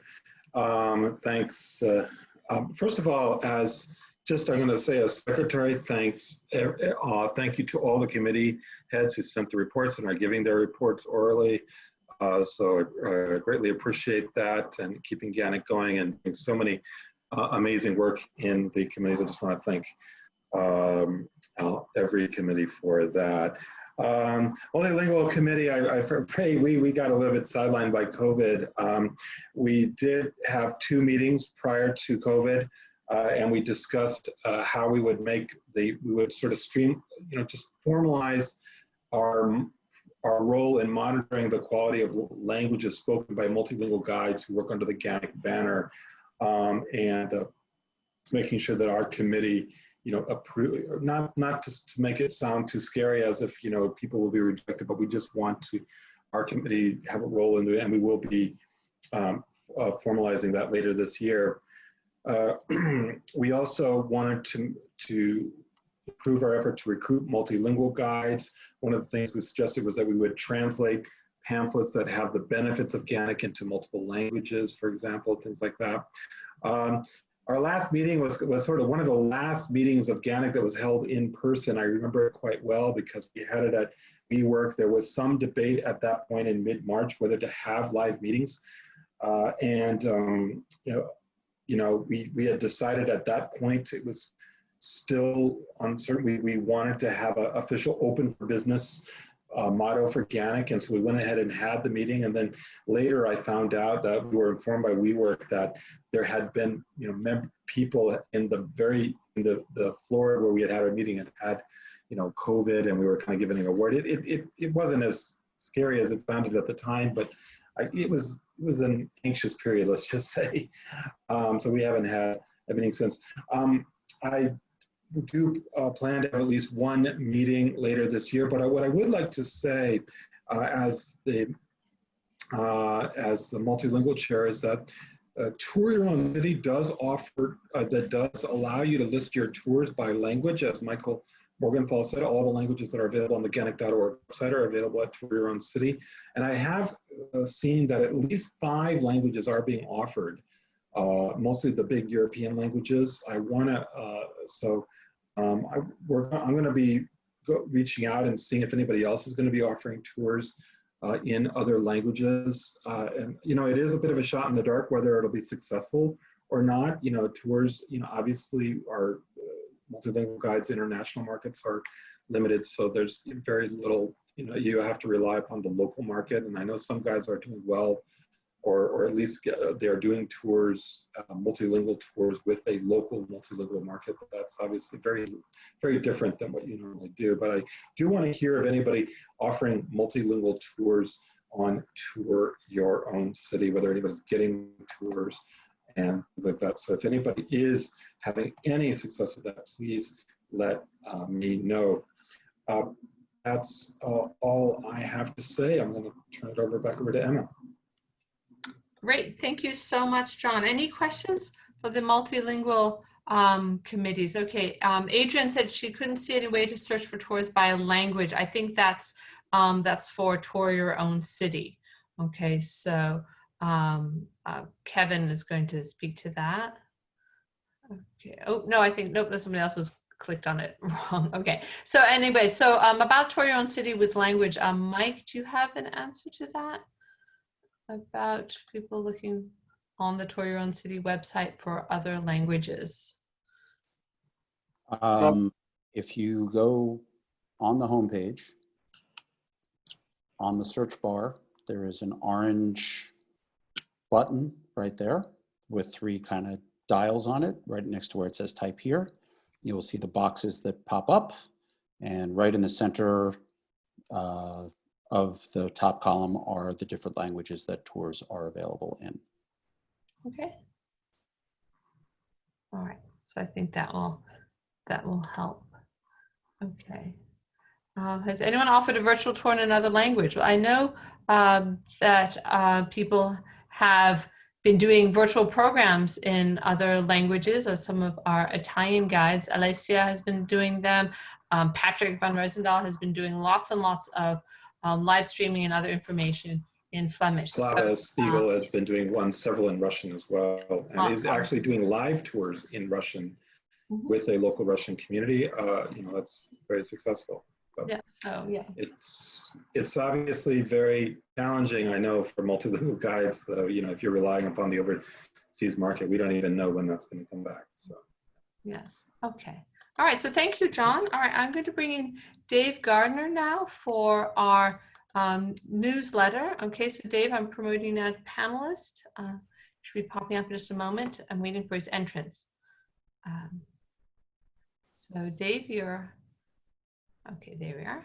Here he is. All right. You just have to unmute yourself. Oh, here he goes. He disappeared into his fish tank, and now he's coming back out. All right. There we go. All right. So just unmute yourself, Dave, and you'll be all set. Good evening, everybody. Good evening, friends. So, good evening, everybody. Thank you for having me. Thank you, Madam President. My name is Dave, and I've been bringing us our newsletter guidelines. I have to disable this. Okay, so we have 2 people on the masthead, myself, and also our deputy editor, Linda Fisher. We get contributions from people that we call staff reporters, people with things like tour reviews, book reviews, GANYC event coverage issues, and so on and so on, as well as a presidential column, and then occasionally a personal column. For participation, we've attended every monthly GANYC meeting in memory. We've also represented our committee in orientation meetings for members, provisional members. We expect to continue our quarterly cycle of production. We have a new newsletter every quarter, and now the template is 12 or 16 pages. We've determined that anything more would be unfeasible, impractical, and unreadable. And by the way, I thought it would just be short on stuff, what with the pandemic, but thanks to everybody, we have come through with a 16-pager as usual. So well done, everybody. That means you. That means you. So after the mailing ceremony, we feel that the hard copies are delivered about a week later. We publish a website version, and that sometimes has additional stories and pictures. So there's no compensation to us, but we have expenses, printing, mailing, and typically I stamp them and mail them myself, but thanks to Linda, we've been having the company do that. So we print all the expenses on to the group's treasurer. And last year, thanks to Linda Fisher, we have reduced the costs, yes. So it's slightly a little bit more because of the mailing service directly from the printer instead of us doing it manually, but we're still below budget thanks to Linda Fisher. And so no need to restore the funds that we've had previously, as Linda Fisher would say. So this is our newsletter, thanks to you. And since I know you'll be asking, especially Madam President, there is a deadline, and that will be October 2nd. You can find it in your copy anyway. You can't see this, I know, but on the second page in lower left, as is always, the deadline, October 2nd, which will be a Friday. Okay, great. Thank you very much, Dave. And I do love getting it in the mail. It's kind of gratifying to have the hard copy. And yeah, I put the October 2nd deadline. I put that into our chat. Okay, so thank you, Dave. I love the entrance. I love you bursting through the fish tank. That was very, very nice. And so Jeremy, you're up next for PR. All right, so thanks again, Dave. I'll take you off as a panelist now. Okay. Hello, everyone. It's me again. So actually, not PR related, but we had a couple questions. So I'm just going to very, very, very, very quickly share my screen. So here on the Tour Your Own City website, where Michael was saying right next to the bar, you have the main tour menu here, but that's just to each borough. If you go down to the main search bar under the logo and click these little buttons here, this is where you can customize it by day, by language, tour type, by borough. And that's for the customer's end, and you can set that all in yourself. So I hope that helped. So again, I'm Jeremy Wilcox. I'm your public relations chairman, among many other things. So I want to first thank some of the people who worked with the PR committee over this past year. And that includes Stan O'Connor, Megan Murad, AJ Stevens, Michael Morgenthau, Robin Gard, John Semlak, Deborah Blau, Christina Lombardi, Laura Peterson, Amada Anderson, and Derek Chan, who've helped out with my committee. So what the Public Relations Committee does is we basically exist to advance the stature and the public face of the organization and to raise the profile of professional New York City tourist guides and our roles as ambassadors and educators and our important role in the New York City economy as well. That's definitely something we worked on this year. So we basically make the public and the media aware of what GANYC is doing. We are basically the public-facing committee for GANYC. We are the ones who let the public know what GANYC is doing outside of just New York City tour guides in these communities.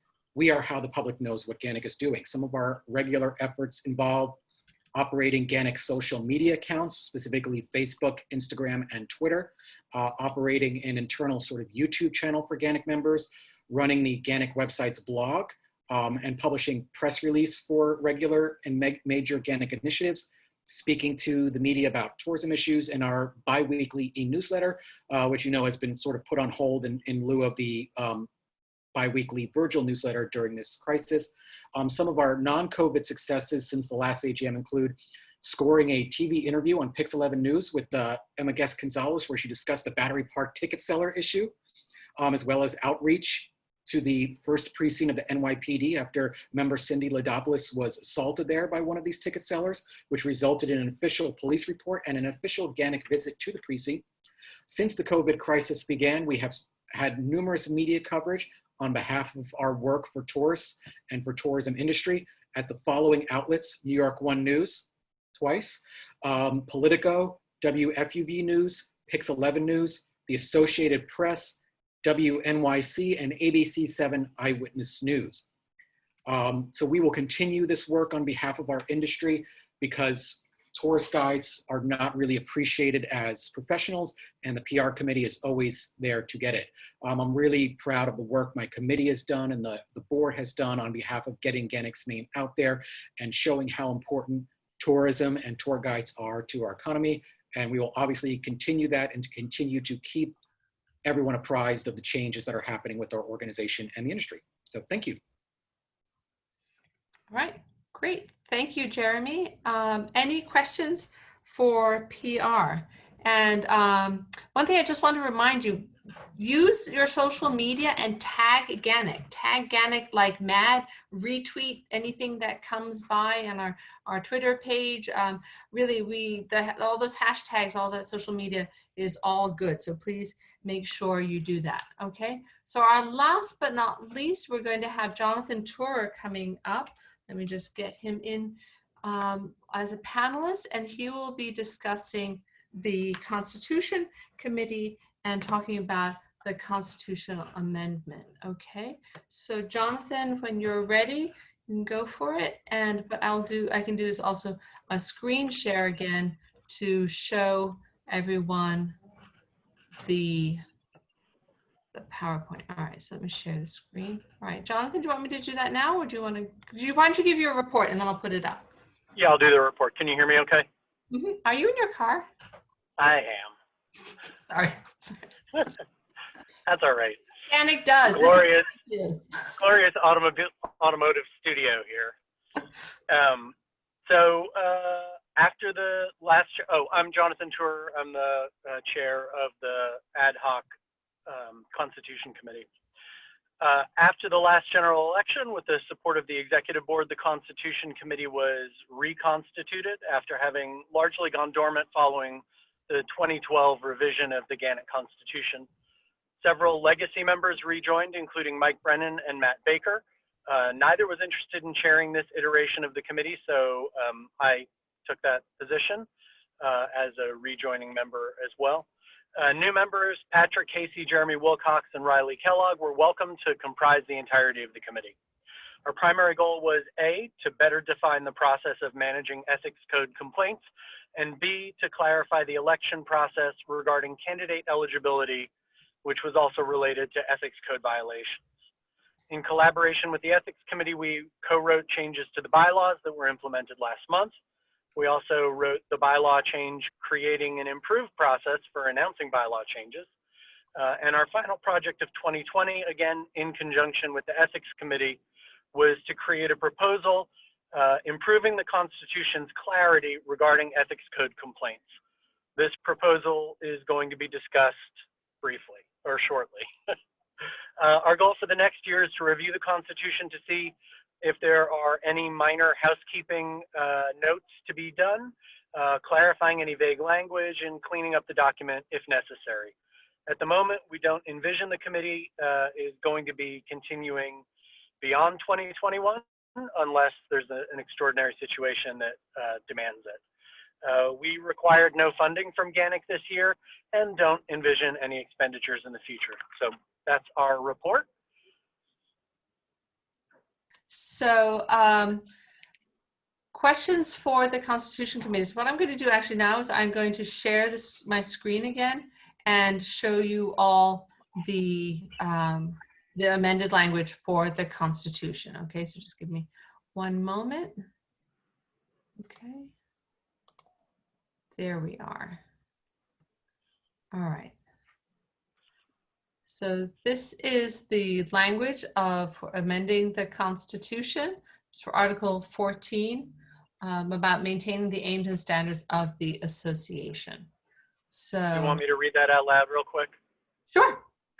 All right. This is the proposed amendment, and I can read the former amendment or the current amendment afterwards. Proposed amendment is any member failing to maintain the aims and standards of the association, including but not limited to violations of the Code of Ethics, shall be liable to disciplinary action up to and including expulsion. In case of a complaint against a member, the matter shall first be addressed to and considered by the Ethics Committee, with at least one elected executive board member present, which shall investigate the complaint. The member shall then have the opportunity to represent themselves before the Ethics Committee. No later than 48 hours after the Ethics Committee's determination, the member shall be presented with the committee's recommendation. The Ethics Committee will then make their recommendation to the Executive Board at a closed hearing, which will be held no sooner than 48 hours after the member has received the determination of the Ethics Committee, at which the member shall also have the opportunity to represent themselves before the Executive Board. The decision of the Executive Board shall be final unless, within 30 days of an expulsion, the expelled member makes an appeal to the Executive Board in writing for an extraordinary General Assembly. An extraordinary General Assembly may be held in person or through a virtual service, which shall be free and accessible to the majority of members at the discretion of the Executive Board. The purpose of the Extraordinary General Assembly is for the membership to vote to confirm or overturn the decision of the Executive Board. The Extraordinary General Assembly must be called by the Executive Board between 60 and 90 days after the notice of appeal is received by the Executive Board. A quorum of half of the full membership must be present or represented by proxy at this Extraordinary General Assembly. To become effective, the vote must be carried by a simple majority of members present or represented by proxy. If a quorum is not met, the decision of the Executive Board shall stand. Members who have been suspended will remain listed as members on the GANYC website, but will not have access to the members only section. They cannot attend meetings as members and cannot participate in FAM tours, PDPs, or other GANYC programs for the duration of their suspension. Once the suspension is completed, the member is then fully reinstated and all membership privileges will be restored. The decision of the Executive Board to suspend a member shall be announced, but not debated or discussed online in a form such as the announcements page, and will include only the suspended member's name, the length of suspension, and an indication of which section or sections of the Ethics Code that were violated by said member. No further comment is warranted unless under extreme circumstances as determined by the Executive Board. Okay. And that's the proposal. All right, let me stop the share and let's, okay. So thank you, Jonathan. I think the language was slightly different, but it's basically that the ballot that you will be receiving has that language on it. So you should all be receiving that in your emails, but please wait to vote until after any discussion is completed. Any questions and specific questions for Jonathan? Jonathan, you'll be able to see them in the Q&A if anybody has any specific questions about this amendment. Otherwise, I see one person raise their hand. So if you have a question, please type it into the Q&A. Okay, Rhonda. Jonathan wanted to know if this is where my Wi-Fi was best. It is not. It's where my son is practicing soccer, so that's where I am right now. Dedication. I had to turn my volume off because my son just had another skateboarding accident. So yay, boys. All right. Oh, boys. Yes. All right. So any, okay, no specific questions about this. I think we're all set. So everyone, your ballot was just sent out. Okay, all full members will be receiving it, or if you should have received it already. Okay, and you will vote on that, when you have a chance. Okay, perhaps after the meeting, or if you want to do that now, go right ahead. I do see a question. There are no proxies, Harvey, because all full members who can vote are given a ballot to vote. So there's no need for a proxy. Okay. All right. Thank you, Jonathan. I think that was. Thank you very much. I think that was it. And we had our vote and that has gone through. Okay, so all right, let me hold on a second. All right, so I'll take Jonathan off now and bye. Good luck with the soccer. Okay, all right, so now our next topic of discussion will be the bylaws. So hold on a moment, please. I'll do another screen share. Okay, just a moment, everyone, sorry about that.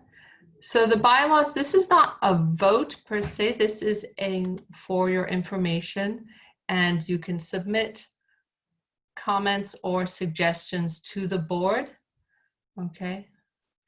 And so I'd like to ask Patrick Casey to unmute himself and read this to everyone, please. Patrick?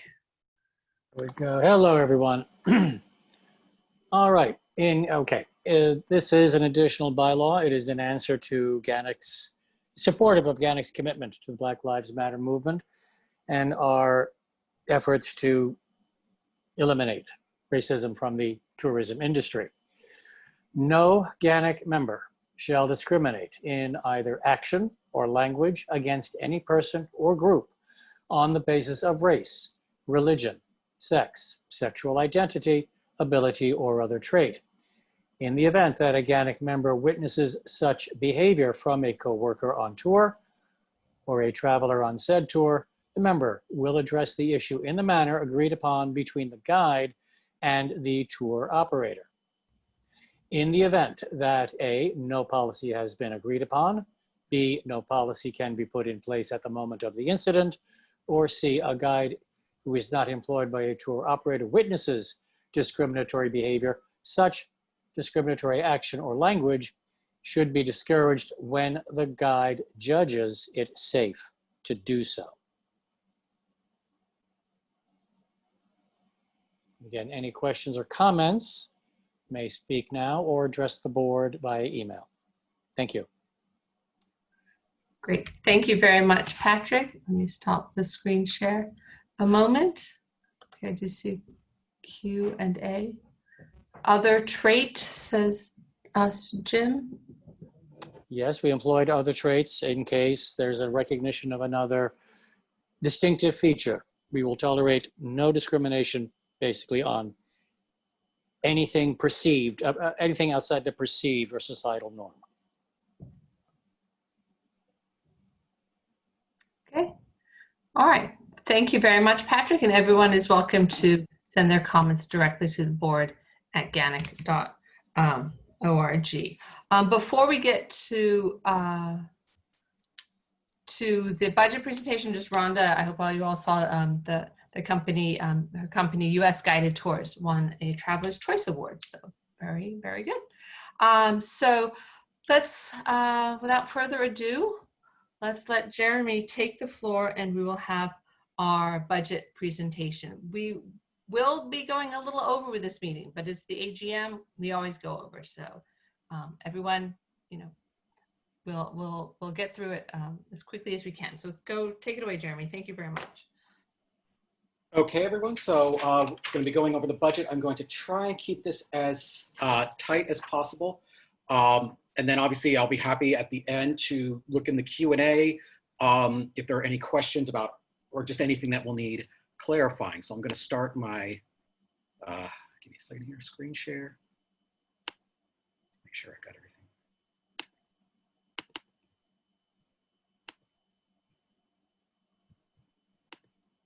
Bear with me, folks. There we go.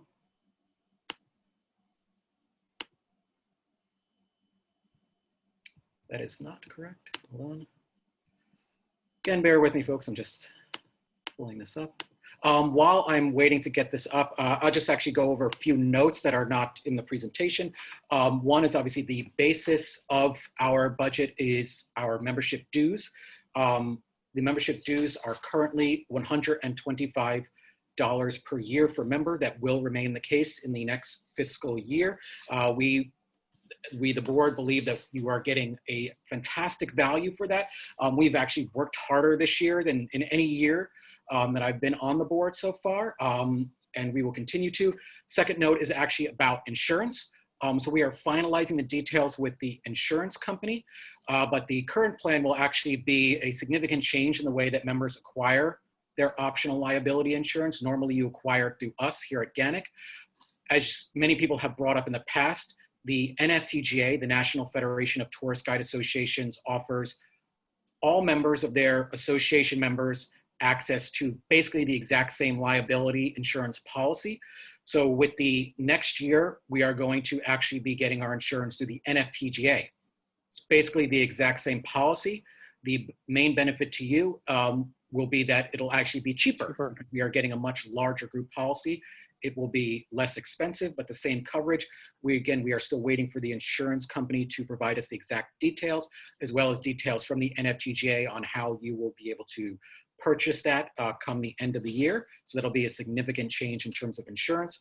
The other thing I would note as a reminder as I go through the numbers in the budget, our fiscal year begins on November 1st and ends on October 31st. So in terms of the actual numbers for this fiscal year, some of those are incomplete as there may be some more expenses toward the end of the year. So, okay, I'm going to begin my screen sharing and hope I get this correct.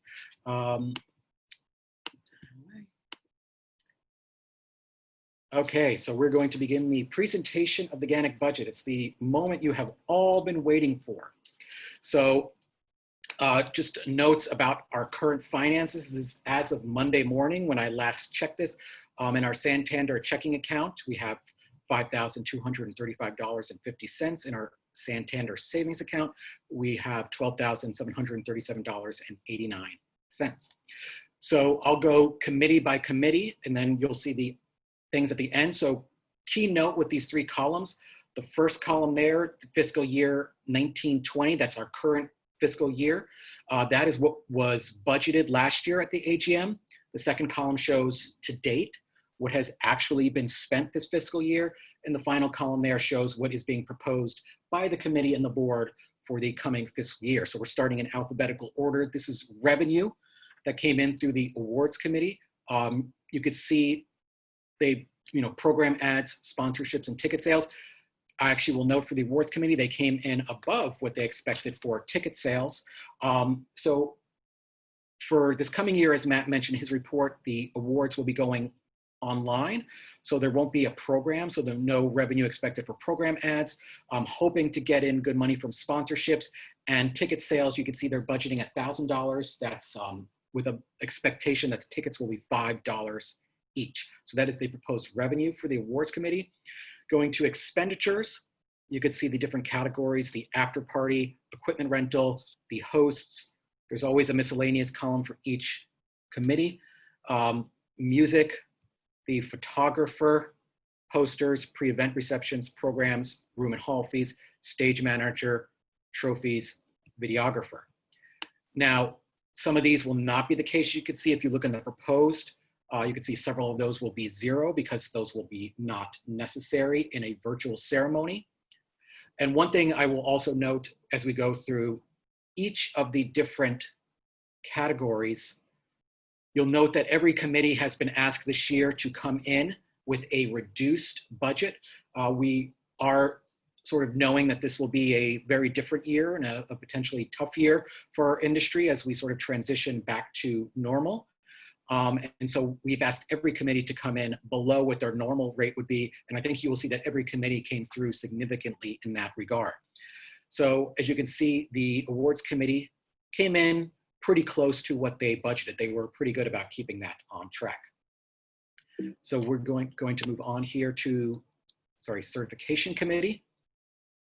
So this obviously changed because, as Michael noted in his report, they did not get to do multiple courses like they expected. So revenue-wise, they didn't bring in as much as they anticipated. And then in terms of expenditures, obviously didn't spend anywhere near what they anticipated in that regard. But one thing you'll notice is while they did bring it in, they are anticipating to continue to be very active.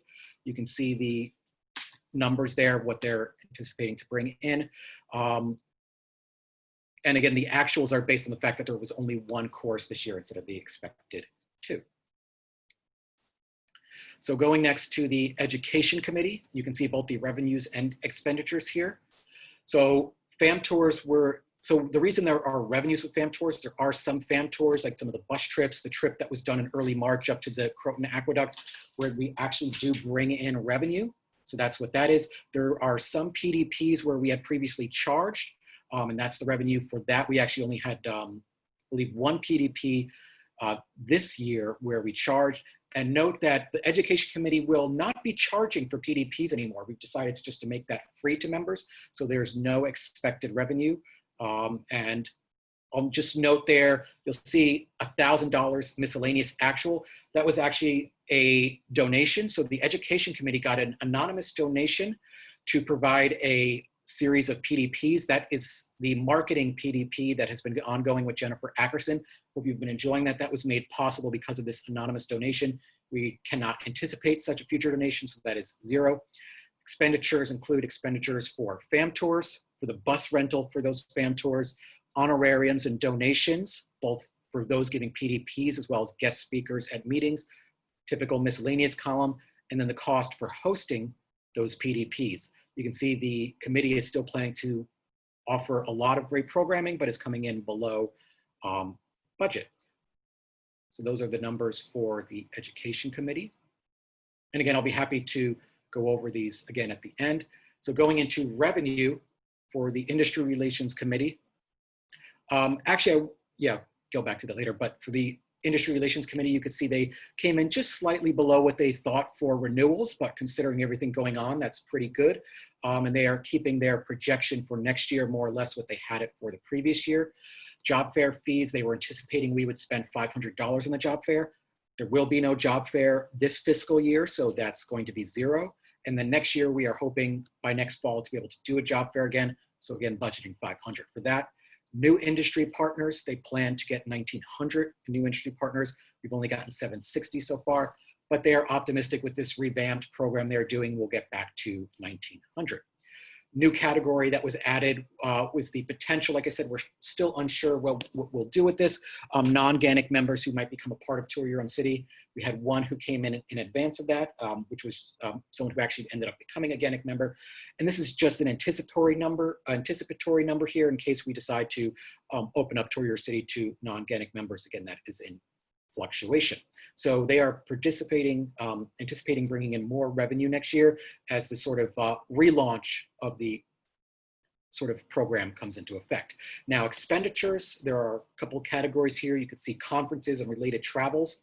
That falls under industry relations, the job fair, meeting room rentals, which includes our monthly meetings when those were in person, professional organization dues. Tour Your Own City is a new expense category you can see in there. And where it says WTFTGA and NFTGA, that was for these conferences we have every year. We were anticipating to spend $5,000. We spent this year $4,000, but that is being folded in to other categories. So that category will be eliminated next year. And again, the job fair, you can see not spending any money on that, but anticipating that that will happen again, as well as hoping, again, anticipating that conferences and related travel will return next year. Professional organization dues, this includes, again, NFTGA, NSTYA, and other organizations we are a member of. New category that is being added for the coming fiscal year is a $500 line item for promotion. This will include decals and other things for the relaunched industry relations program, but still see coming in under budget versus last year. Membership committee revenue. So obviously most of our revenue as an organization, because we are a membership organization, comes in through membership. So first, also I'll come around to this, but obviously membership renewals, we believed that this year we would get $42,000 in member renewals. We've actually come right on the cusp of that, even with COVID, even before the end of the fiscal year. So we feel pretty good about that. I'm getting a note from Michael Morgenthau. He said NFTGA, WFGA is 0 because there is no WFTGA conference for 2021. The category will return for 2022. Thank you, Michael. So we are anticipating that with the situation, we might unfortunately have a dip in membership renewals. So that is why we are anticipating less for the coming fiscal year in terms of membership renewals versus what we have this year.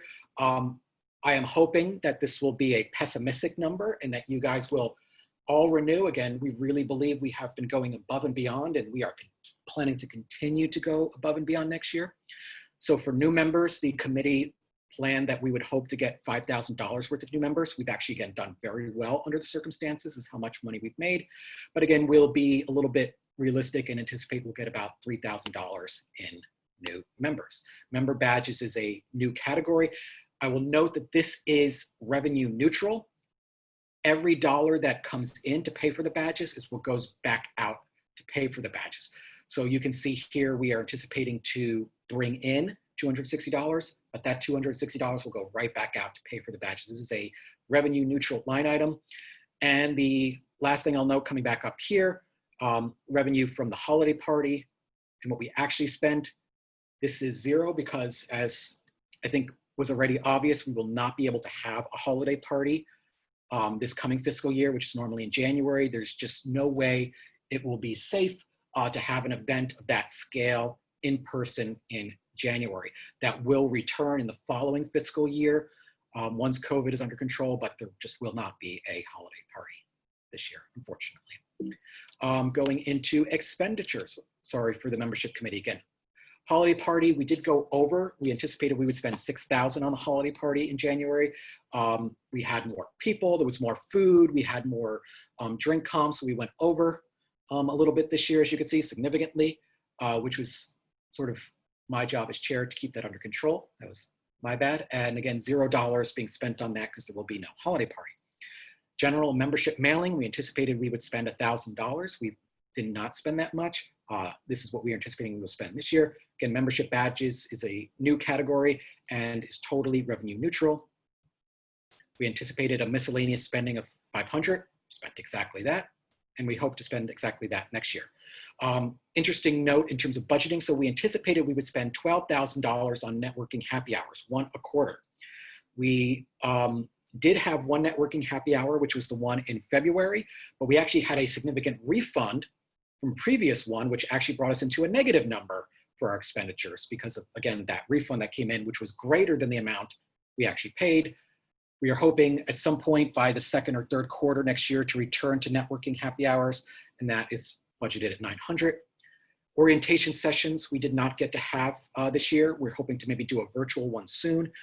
These are for new members to help orient them into the organization. So we're going to budget the same amount, even though we didn't get to spend that this year. Membership committee printing costs, you can see we're bringing down by half because we didn't spend that much, particularly with things going virtual. Supplies, this was a special category where we significantly went over, as you can see. This was due to the creation of some of the new member packets, ordering more lanyards and ordering more member pins. Because we now have a massive surplus of these materials, we do not need to spend nearly this much, certainly in the next fiscal year. So bringing that down to the realistic portion. But note, particularly due to the loss of the holiday party, how significantly these numbers are changed. So we came in close to overall budget on the committee, but we are anticipating to bring that down next year. Multilingual Guides Committee, they anticipated both revenue and expenditures would be $250. The committee did not get to be active. John touched on that in his report. We're not anticipating bringing in revenue through this committee, but anticipating that there might be one event that costs $250 for the Multilingual Guides Committee as it works to sort of relaunch itself in this next year. Government Relations Committee does not bring any revenue, so I just didn't put anything in there. It never has brought in revenue, will never, so I just wanted to just note that. The main expenditure is Destination Capitol Hill. We budgeted and spent $1,500. That event did not take place. We're still waiting to hear when that will be rescheduled, but we anticipate going to Destination Capitol Hill again in the next fiscal year. And then just $250 for miscellaneous. Newsletter Committee, again, no revenue there. Expenditures include hard copy printing for the actual newsletters, just a general miscellaneous budget, and the postage for mailing them. Hard copy printing, basically almost exactly on budget, so we're keeping that the same. Miscellaneous was budgeted 100, but only spent 999, so knocking that down to 50. And postage will end up coming in close to the budgeted 200, so we're keeping that the same. So the overall anticipated budget for next year will actually be just $50 less. It's a pretty tight budget in terms of their committee. Public Relations Committee, again, no revenues there. Advertising and collateral, we anticipated we would spend 3,000. We spent 1,600 to date, so I'm knocking that down to 2,000. Collateral, we anticipated 500, only 183.09. I've removed that because I'm folding that into miscellaneous. So we anticipated we would spend 500. We spent almost 500. So combining collateral and miscellaneous at 750 anticipated budget. Online tools, which largely includes the MailChimp account for the public relations, we anticipated we would spend 2,000. We've spent just a little over 1,400 so far. And we're budgeting again 2,000, but you can see where we anticipated we would spend, what we've actually spent, and what we anticipated the next fiscal year will be for PR. IT and Web Committee, again, no revenue there. The expenses are domain registration and related expenses, miscellaneous, updates, maintenance, and hosting, and the new category, Zoom. You'll notice while there was only anticipated to budget 250 for miscellaneous, it's been 1,000 so far. That's where we put this Dropbox accounts that we used to have. We are dropping that next year as we move toward Google Drive, and a new category is being added in for Zoom. Domain registration, we're keeping the same, even though we've spent less. Updates, maintenance, and hosting went over budget this year. We made a number of changes to the website, which we hope you have enjoyed. We're anticipating spending more than we budgeted last year, but less than we've spent this year. So this is the total anticipated budget. You can see we still have come in overall under budget for the IT committee, but keeping it down versus what we anticipated last year, even with the new Zoom category. Now, this is miscellaneous revenue that's not part of any specific category, which includes initiation fees, these new member initiation fees, late fees for people who renew late, no-show fees, and online payment fees.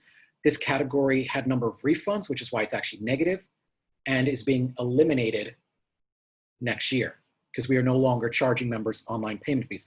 One thing I would like to note here is we anticipated we would bring in $400 from no-show fees for FAM tours. Please note we actually brought in more, over $730 to date on no-show fees. Please, please, please do not no-show FAM tours. Do not cancel at the last minute. We charge you for that, and we would ideally like this number to be 0, but we are anticipating bringing in about 500 from that. We've actually come close on initiation fees, again, because we've come close on our membership projections. Sorry, just gonna go back. Oops. Non-committee income includes interest, miscellaneous income.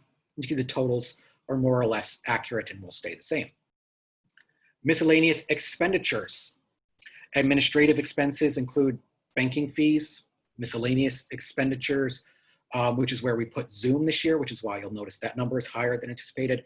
Our office rent for our WeWork space, our part-time administrative assistant, SID, stationery and printing costs, supplies, our voicemail service, and Wild Apricot. So bank fees, we're bringing down because we actually didn't spend that much. We're bringing this down because that number included Zoom, which is now accounted for in the IT budget. And we're keeping our budget for office rent the same because WeWork is not charging us anymore. And we're knocking down what we anticipating to spend on our administrative assistant, because you can see we've spent much less. A lot of what our assistant did was help with in-person events, and we're not sure what the status of that will be, and there really haven't been many this year. Stationery and printing is being brought down. We anticipated 800, barely spent that much, 500. Supplies we're keeping the same, even though we haven't spent any this year. And the voicemail will remain the same because that, again, that's a fixed cost. Now, we anticipated having to spend $2,000 on Wild Apricot. You'll notice that it has gone up as our anticipated amount. The reasoning for this is Wild Apricot charges its users more, its organizations more, depending on the number of members in its contact list. We continue to grow as an organization, and so do the costs of that administrative backend. Other expenditures include corporate insurance and legal and professional fees. Corporate insurance will remain the same as far as we know, and we are anticipating spending a little less than we anticipated on legal and professional fees. So these are the overall totals. So again, we anticipated bringing in about $77,515 for the year. This is what we've actually brought in, pretty close. This is our proposed total revenues. So a little less. Again, we're hoping to be that we're too pessimistic and that everyone will renew and these numbers will explode. This is what we were anticipating we would spend this fiscal year, over 106,000. We've only spent about 67,000, and we're anticipating about that same amount for the next year. So again, bringing all the numbers down, trying to give you a realistic budget that, again, we will hope will be too pessimistic. So thank you guys so much. Again, I'd be happy to take a look. I'll stop my screen sharing here, and I'll be happy to look at any questions that there might be. So good question from Michael Dillinger. This is a very good question. He said, for Destination Capitol Hill, if it did not take place, why does it show expenditure? So for the members who are going to attend Destination Capitol Hill in March, we gave them the money in advance. We advanced them the money for that. And then it didn't take place. So we basically said, what I said as treasurer is, hold on to that money. And if it does happen, we will expect you to either go or refund us. At this point, what I am saying to people is hold on to that. And if you go to the next one, whenever it takes place, you've already been paid. If you decide you're not going to go, you will refund GANYC the money. Because of what ended up happening there, in the future, we will not be pre-funding people for these type of travel expenses and stipends. You will be reimbursed after the fact to avoid this unfortunate slippery situation.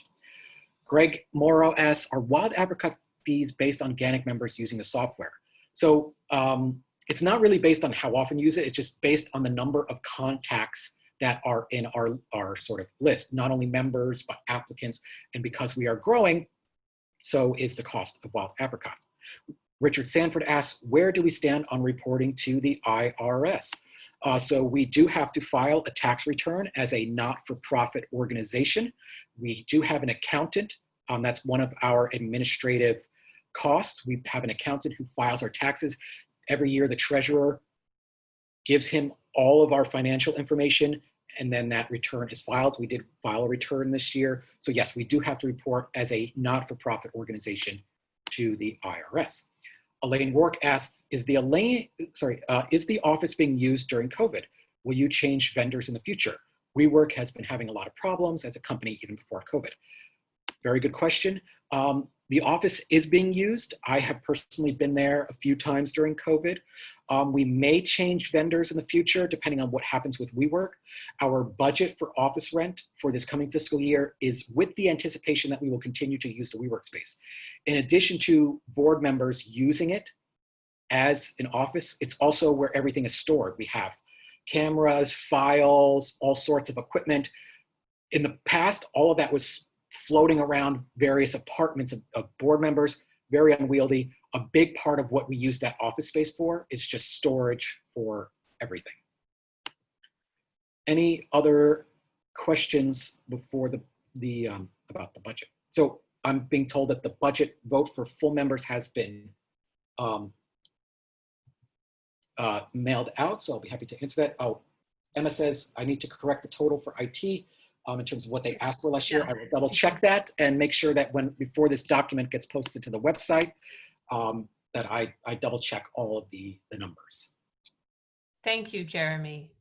Yes, and because someone else brought it up below, if WeWork continues to have problems, not just COVID related, but as an organization, they have certainly been in the news a lot. We will certainly look into moving offices. At this time, we continue to be at WeWork.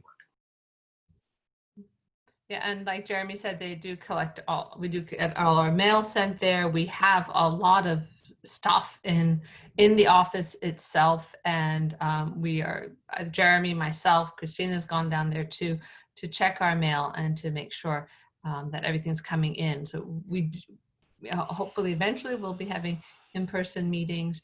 I do have to say one thing to give WeWork credit. They informed us a while ago, actually, that we could use other WeWork locations if that was more convenient to us because of COVID. If people need to switch their spaces, they could move to have their meetings in other spaces as well. But yeah, we're definitely keeping an eye on things. Yeah, Jeremy, go ahead. I just also wanted to note, because the votes for full members for the budget have gone out.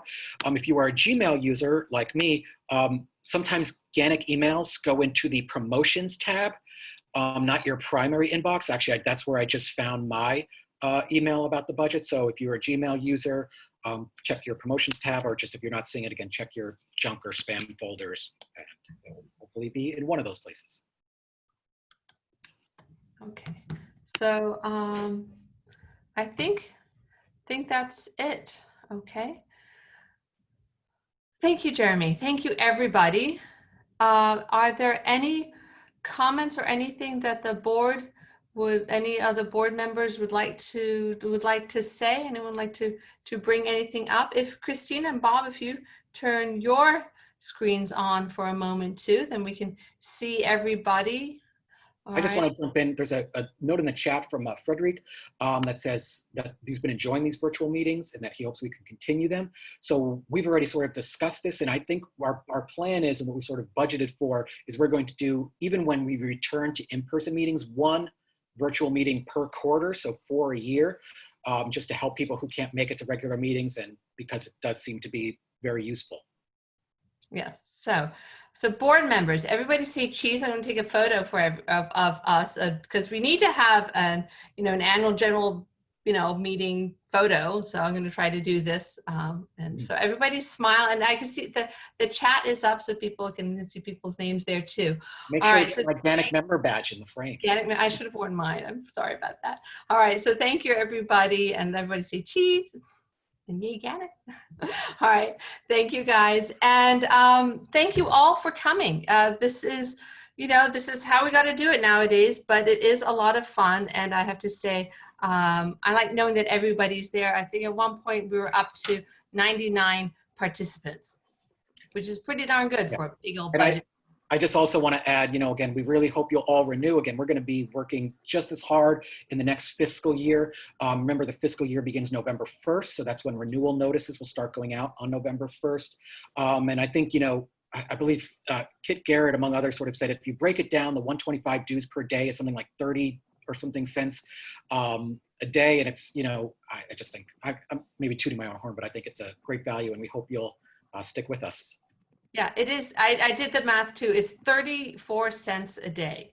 Okay, 34 cents a day. I know, we're, like public radio, we rely on you guys. You don't get a tote bag, but you do get a lanyard, and you can get a membership badge. For just 34 cents a day, you can adopt a GANYC board. You can do all the fun stuff that GANYC does. So anyway, thank you, everybody, once again, and thank you, board. And I love seeing all the chats and the thanks. So enjoy the rest of the evening. I'm going to have a large glass of wine right now. And thank you all. We will see you at the next one. Remember, always get in touch with us. It's board@ganyc.org. We're always there. You can always find one of us. And I think you have most of our cell phones too. So we expect text. We're good with that. Okay. So thank you, everybody. Have a wonderful night. Go GANYC, and we'll see you all very soon. Bye now.